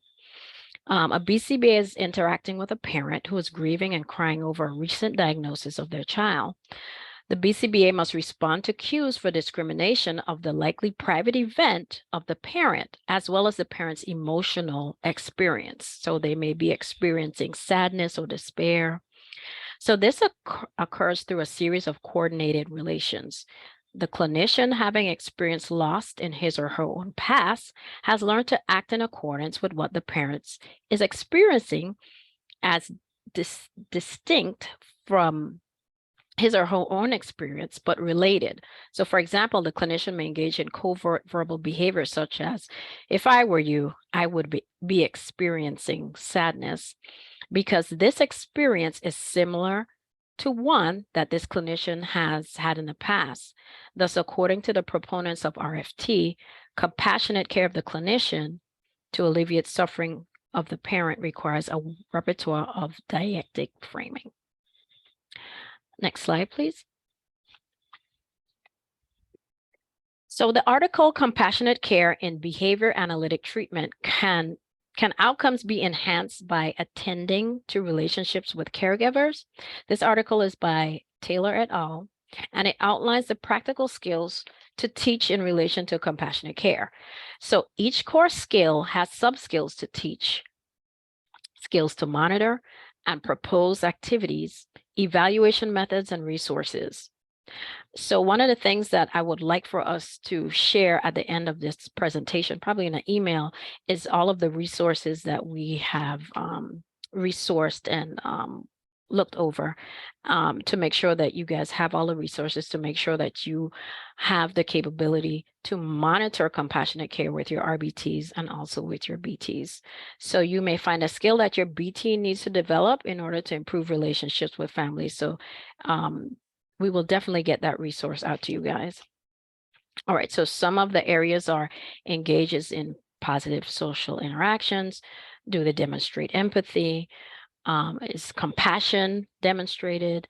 Are we demonstrating collaboration? So see, these are all of the core skills that this particular resource will have. So we'll make sure to get that to you guys. Next section. Yes, thank you. So there are barriers that exist that prevent even the best behavior analysts and BT or RBT from always providing compassionate care with all families. So here are a few barriers that providers need to be aware of. The first one is poor relationship skills. So a provider may have poor relationship skills, which may be attributed to their lack of awareness of the motivation for their own behavior in response to the behavior of the caregiver. So if parents yelling is aversive to the provider, he or she may avoid returning the parent's phone call or no longer provide services prematurely. The provider's inability to control their own responses is a missed opportunity to listen and fully understand their point of view of the family. So as a provider, there is support for our salaried providers, BCBAs, and also our per diem BCBAs. We have case managers. So sometimes if the BCBA and the RBT is having some difficulty with a family, maybe it's just, you know, a breakdown in the relationship, you do have that case manager to reach out to. You have a third person to kind of look from the outside in and provide a level of support. We also need to take a look at our covert and overt behavior. A provider's covert verbal behavior may have a negative or positive impact on the relationship with the family. So if the provider thinks, ugh, this family is never satisfied, the provider may grow less receptive to the family's concern. If the provider thinks, this parent seems upset and is advocating for the child, the provider may be motivated to collaborate with the family to find a solution. When the provider is mindful, their covert and overt behavior, they can respond to the caregiver's behavior with empathy and compassion. Next slide.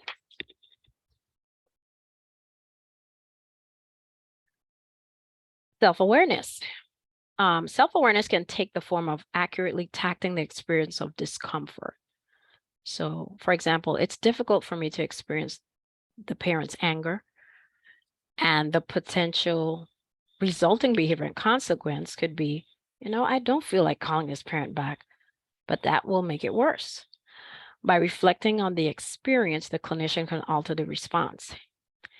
Even though it is uncomfortable, I'll call the parent back and listen to their concerns. So as the provider becomes more effective in managing his or her own emotional responses to the parental discomfort, the parent may grow to trust the wisdom of the treatment team's decision-making. All right, next slide. Self-compassion. Love thy neighbor as you love yourself. When providers are not compassionate toward themselves, they often have difficulty extending compassion to others. Barriers to self-compassion include negative self-talk, focus on past mistakes, and self-critical verbal behavior. For example, self-blame. I can't believe I said that. Or negative impact. The parent may think I'm incompetent. Oh my gosh, the BT may think I'm incompetent. And then self-criticism. Maybe I am really incompetent. This loop of negative thinking wastes time and energy, which can be invested in services and relationship building. It can also erode future interaction by ascribing thoughts of the caregivers that may not even exist. The provider misses the opportunity to practice and model compassionate skills to the BT, the RBT, and also the family. So it is vital for the provider to be kind to themselves. All right, let's take a look at the last slide. We're just going to review some of the takeaways. We discussed the BACB supervision requirements, so make sure that you're keeping abreast of any new changes from the BACB. Self-reflection is essential, and if reflecting on where you are as a supervisor. We all have areas for improvement, so be sure to locate a checklist or rating scale. Like I said earlier, we will be sending out some resources for you guys. So identify a checklist or a rating scale that will give you the feedback that you need.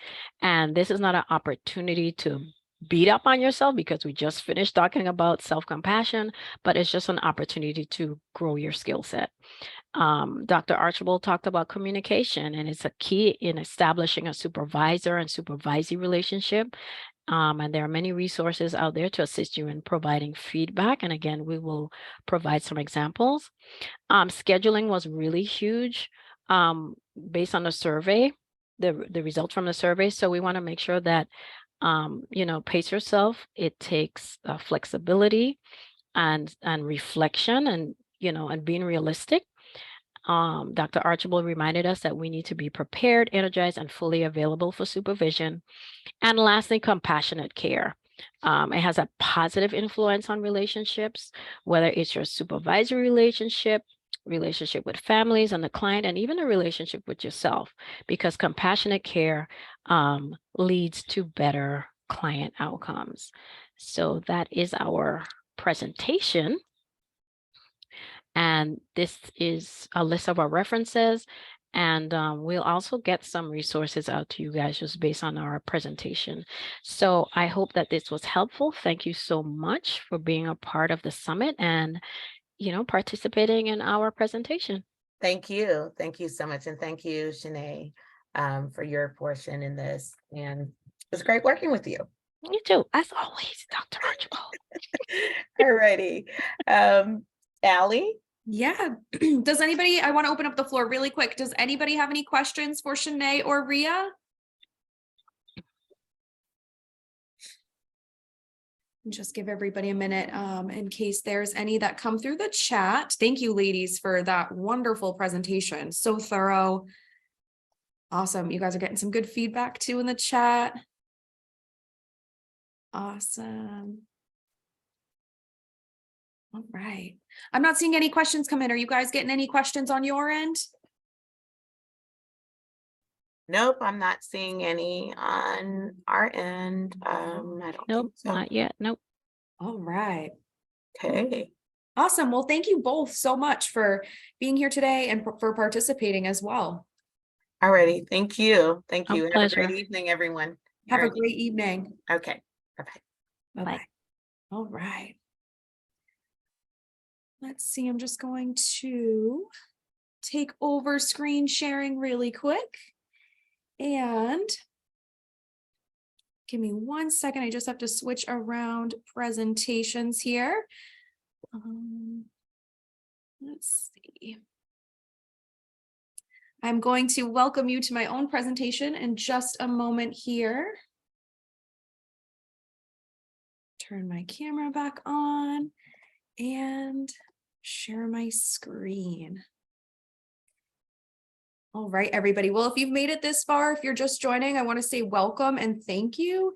I do also want to say thank you to the previous presenters as well.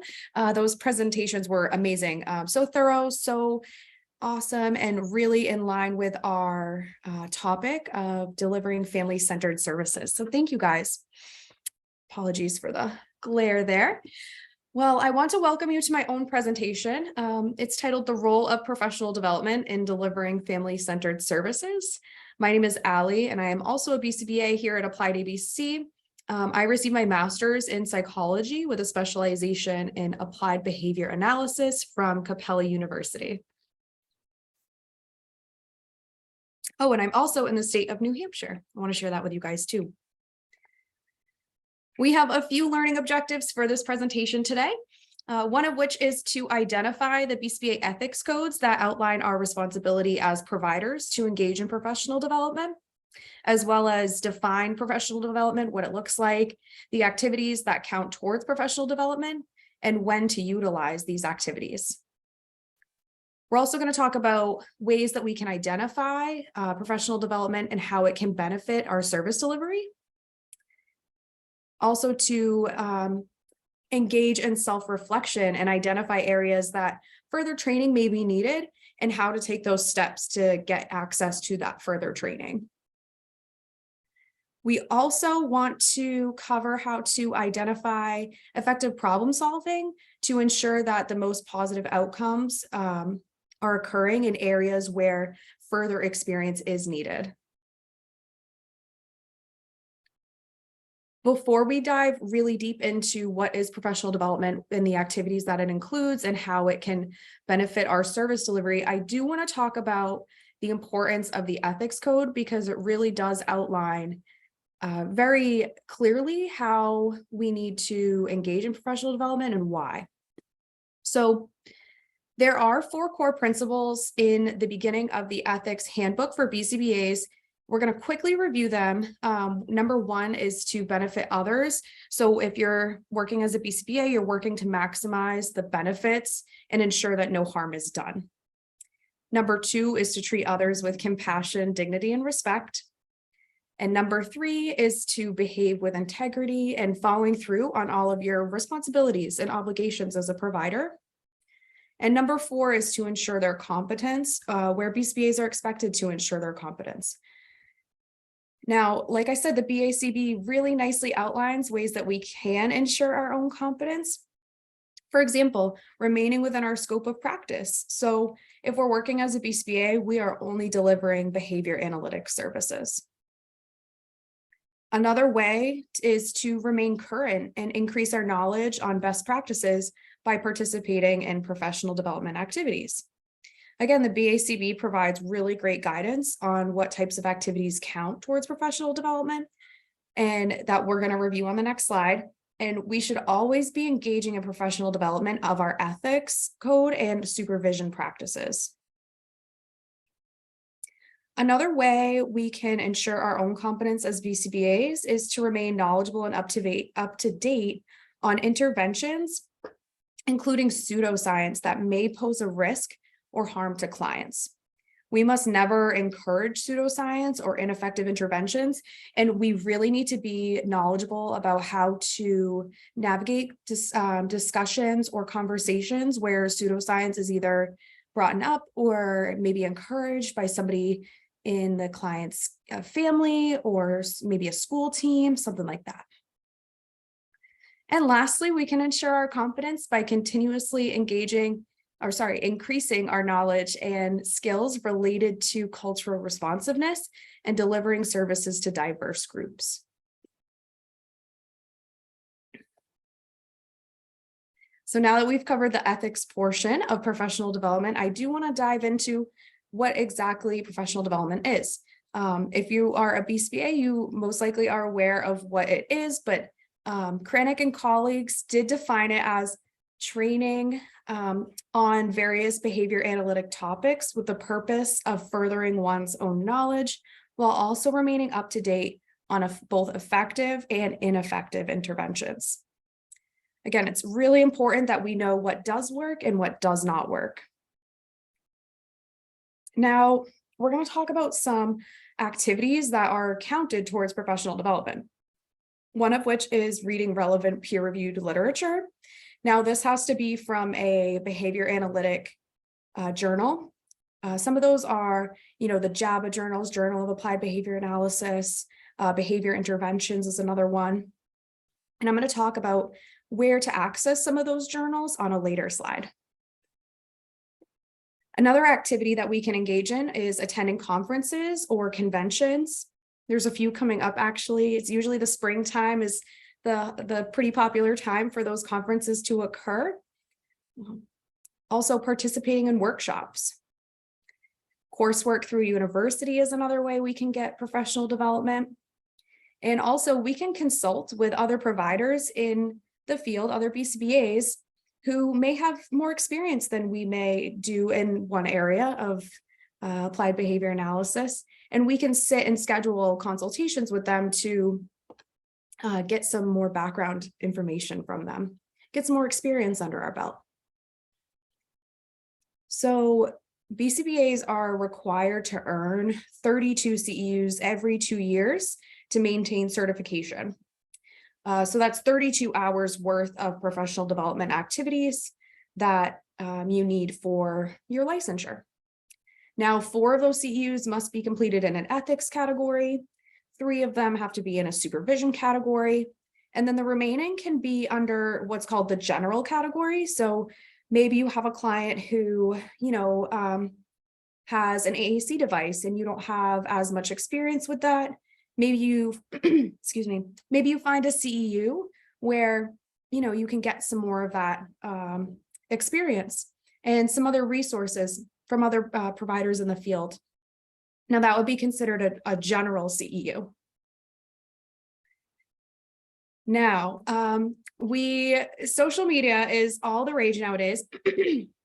And a lot of people may find some resources through their social media accounts, whether it's, LinkedIn or Facebook, Twitter, things like that. But it's really, really important to be very cautious of anything professional development related that's being shared on any type of social media website that I mentioned. Research from Nilamarka and colleagues did find that social media sites advertising professional development in the field of ABA was actually less trustworthy and less rigorous as attending an ACE event from a more reputable company. So just be on the lookout for that. We should keep in mind when utilizing sources advertised through popular social media websites, such as that Facebook, the Twitter, some of those other ones. It is our obligation to engage in high quality professional development only.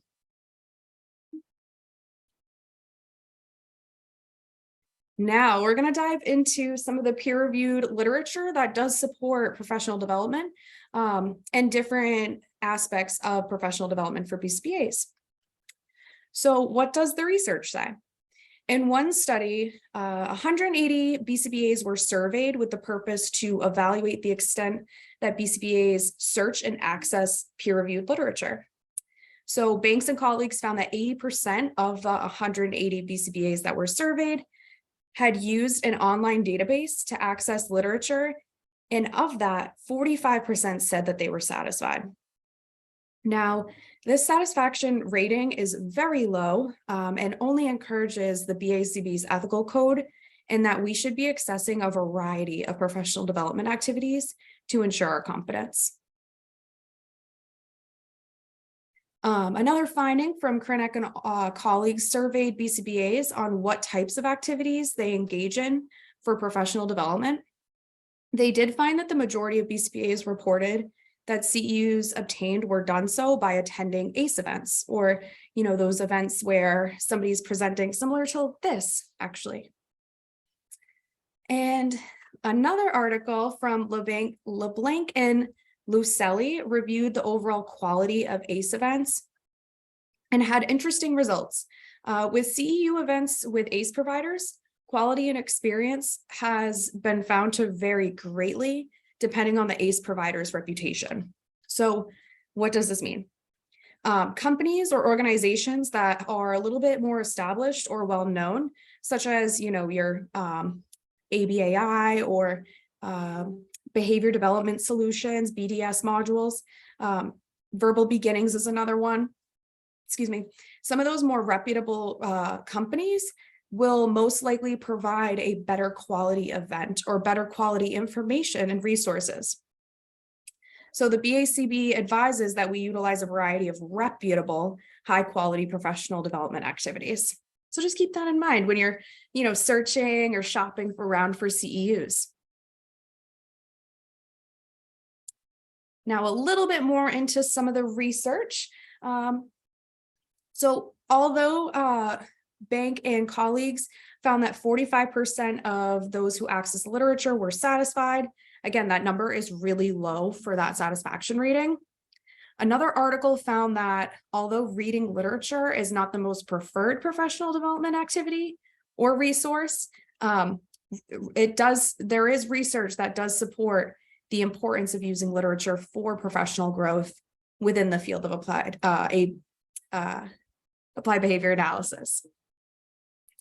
So you're really going to want to access the literature.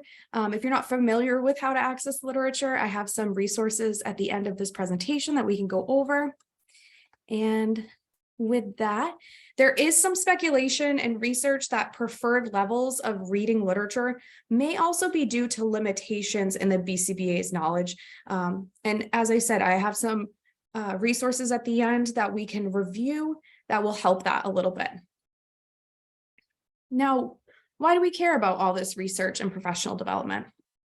Well, that's because research does support that client outcomes are directly related to the clinical competence of the BCBAs who deliver services. So that's why it's really important that if we are not competent in an area of, whatever it is, maybe it's shaping, maybe it's chaining, maybe it's token systems or economies, we're really going to want to take the time to engage in professional development so that we can better suit our clients with successful strategies. We can implement those successful strategies, and we can not implement the ineffective strategies, and we can discuss ways how to, approach conversations where those ineffective interventions are being recommended. Now, with that, I do want to move into the research that is done on the pseudoscience of ABA interventions. So there are a lot of different types of interventions that are recommended through unreliable sources in a variety of ways, right? So one of which that we've talked about earlier was social media. That's a pretty big one, especially again with social media being all the rage nowadays. So according to the BCBA ethics code, it is our obligation to be able to identify this pseudoscience. It's common that BCBAs will encounter questions or suggestions to use unreliable or ineffective interventions. Therefore, it is important that we know how to respond when we encounter these tricky situations. I can definitely think back on a handful of times where something was recommended and it didn't fall within the scope of ABA, or maybe it was an ineffective intervention. And sometimes navigating those conversations can be uncomfortable. But we want to know how to respond, especially if a caregiver inquires or requests to incorporate an intervention that is ineffective. We want to maybe discuss our scope of practice as BCBAs and like how we have to stay within our lane. Also providing reliable sources to parents that support parents in learning how to vet sources for reliable information, where to look for that reliable information. We also want to discuss the role of ABA and autism and why using effective interventions is so important for our learners, while also discussing the negative side effects of the ineffective interventions. Research from Shepard's and colleague stated that we need to educate parents on empirically supported therapies through discussion and resources. Second, we must comprehend and explain the dangers of relying on this pseudoscience when delivering ABA services. And this is to ensure we know the ineffective intervention, why it's ineffective, how it's ineffective, and what to recommend instead. And then thirdly, we also must demonstrate the skill of being able to locate and individualizing evidence-based practices to clients while adhering to the BCBA ethics code. So BCBA should only be relying on empirical and clinical evidence when making treatment decisions, and should educate families on this practice as well so that they can be familiar with it too.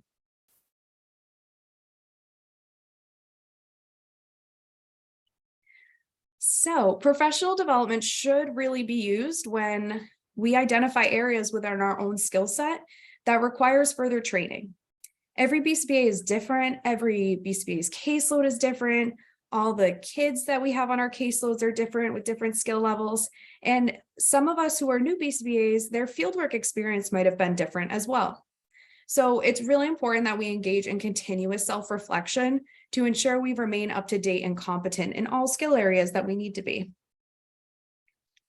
Now, depending on the type of training needed and even the urgency, you may utilize a specific source for professional development or a variety of sources.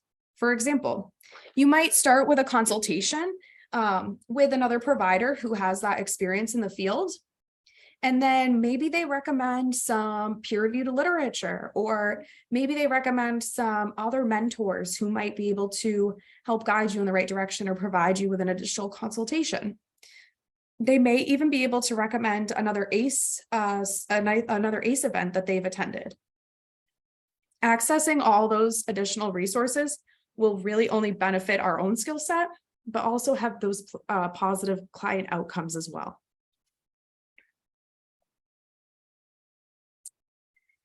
All right, so how to solve a problem with professional development.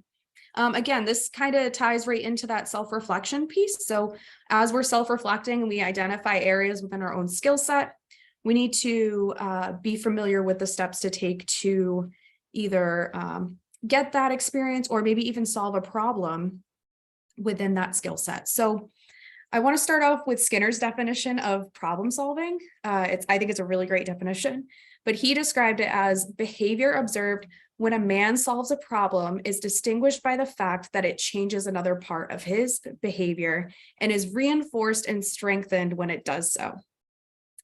So I really love that definition.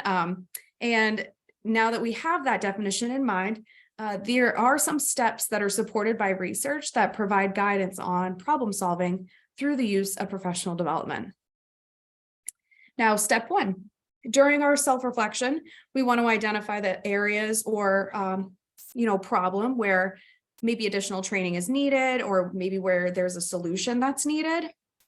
And it is recommended that we operationally define this, just like we do with behaviors, goals, mastery criteria, things like that for our own clients. We want to do that for ourselves when we're self-reflecting on what kind of professional development we need. Now, step two, we do want to identify potential solutions and research outcomes as well. So we want to use the literature, ACE events, consultations. We want to use every single bit of professional development we can to develop that area of expertise within our skill set. And again, self-reflect on how we should be, moving forward with that information. And then step three, when we have all of our potential options in front of us, we want to weigh out the pros and cons, right? We want to see which is going to be the best for the client, what is going to be the best for the family, what's going to create that positive outcomes that we want, and what's going to be best for our own skill set. And then the very last step is to just follow through with that option that you choose. So maybe you decide you want to do a consultation and an ACE event. You're going to want to go through that. When you're deciding and weighing out all your options too, definitely think about your own learning style. And, are you a more hands-on person, or is like an ACE event something that you've found successful in the past? Things like that. You want to keep those things in the back of your head too when you're kind of shopping around. Okay, let's see here.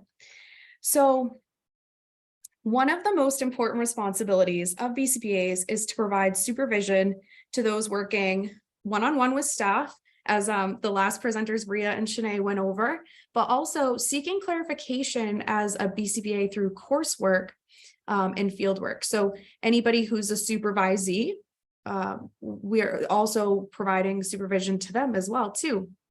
So the BCBA 5th edition task list is what individuals who are seeking certification will follow. It's essentially a study guide of skills in a variety of skill domains that are needed for all BCBAs. And there are elements of the task list that relate specifically to professional development and family-centered practices that I would like to take a minute to just talk about. The first one being H2, which states that we must be able to identify interventions based on assessment results and the best available scientific evidence. So what is appropriate for the client based off of the assessment that you chose, but also what is the most evidence-based intervention that would be most appropriate to target that skill or that behavior, things like that. And this must always be individualized to the client as well.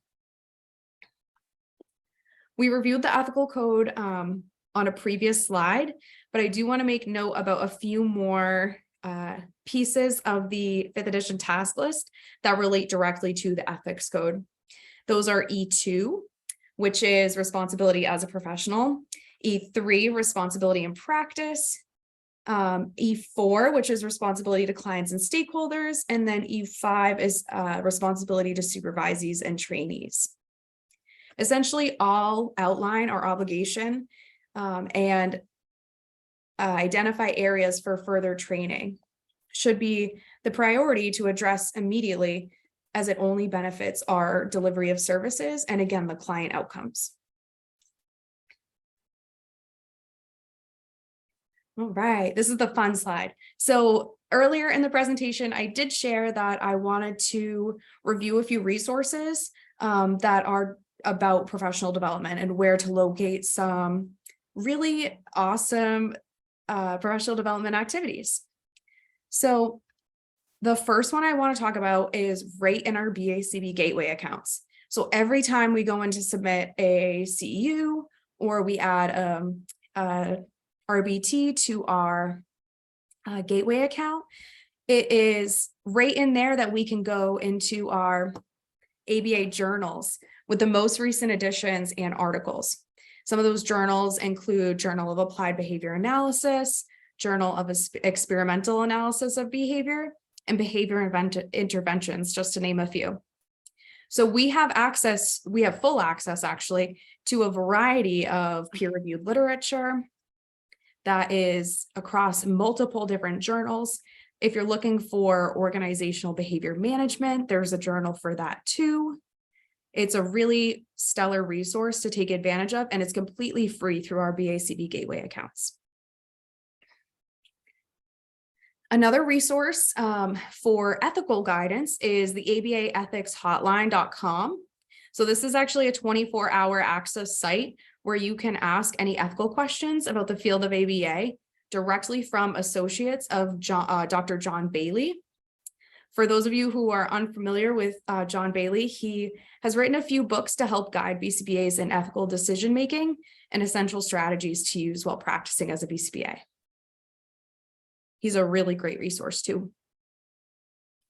I shared research earlier that is important to remain up to date on interventions and access trainings when needed. So I did want to share some of those reputable ACE providers with you guys. One of which is Verbal Beginnings. They do a free monthly CEU every single month.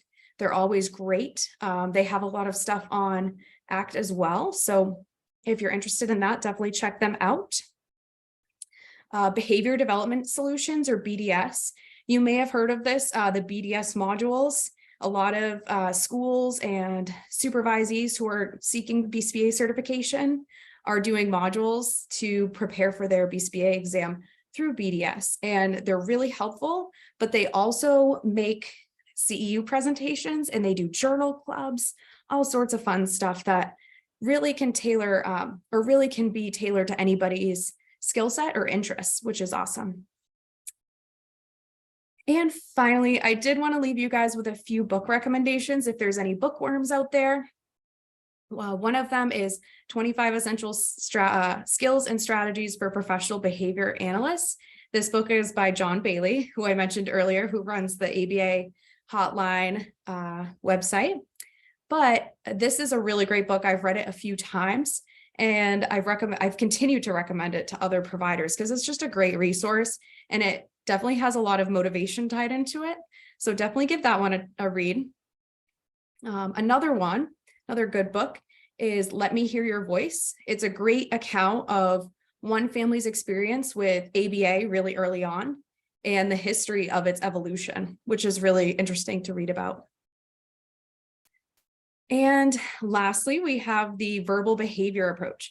So not only have I found this book really helpful for myself, but I also have recommended this book to parents before. It's written in simple language that is really easy for really anybody to understand depending on their background. And that's a really good read too. Those books are all really quick and easy reads.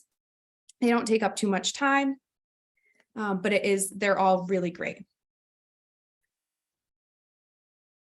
Okay, we've come to the end of my presentation. Here is a list of all of the research that was cited within this presentation. All this literature can also be found on the databases accessible through the BACB Gateway. So I got everything here through that free resource that I had mentioned on the previous slide. And I want to thank you all for watching, hanging out this long. And I want to open up the floor for any questions if anybody does have any. Feel free to send them in the chat or on your mics. Great information on CEUs. Thank you. Yeah, sure thing. Love BDS modules. Oh, me too.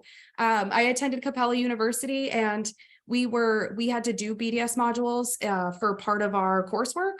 And they were so thorough, very helpful. They teach through for acquisition and then fluency as well, which is a neat concept.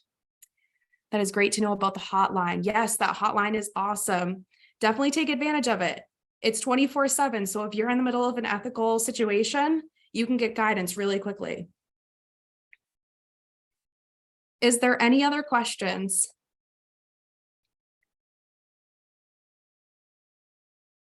I'll give everybody just a minute here. Let me switch around.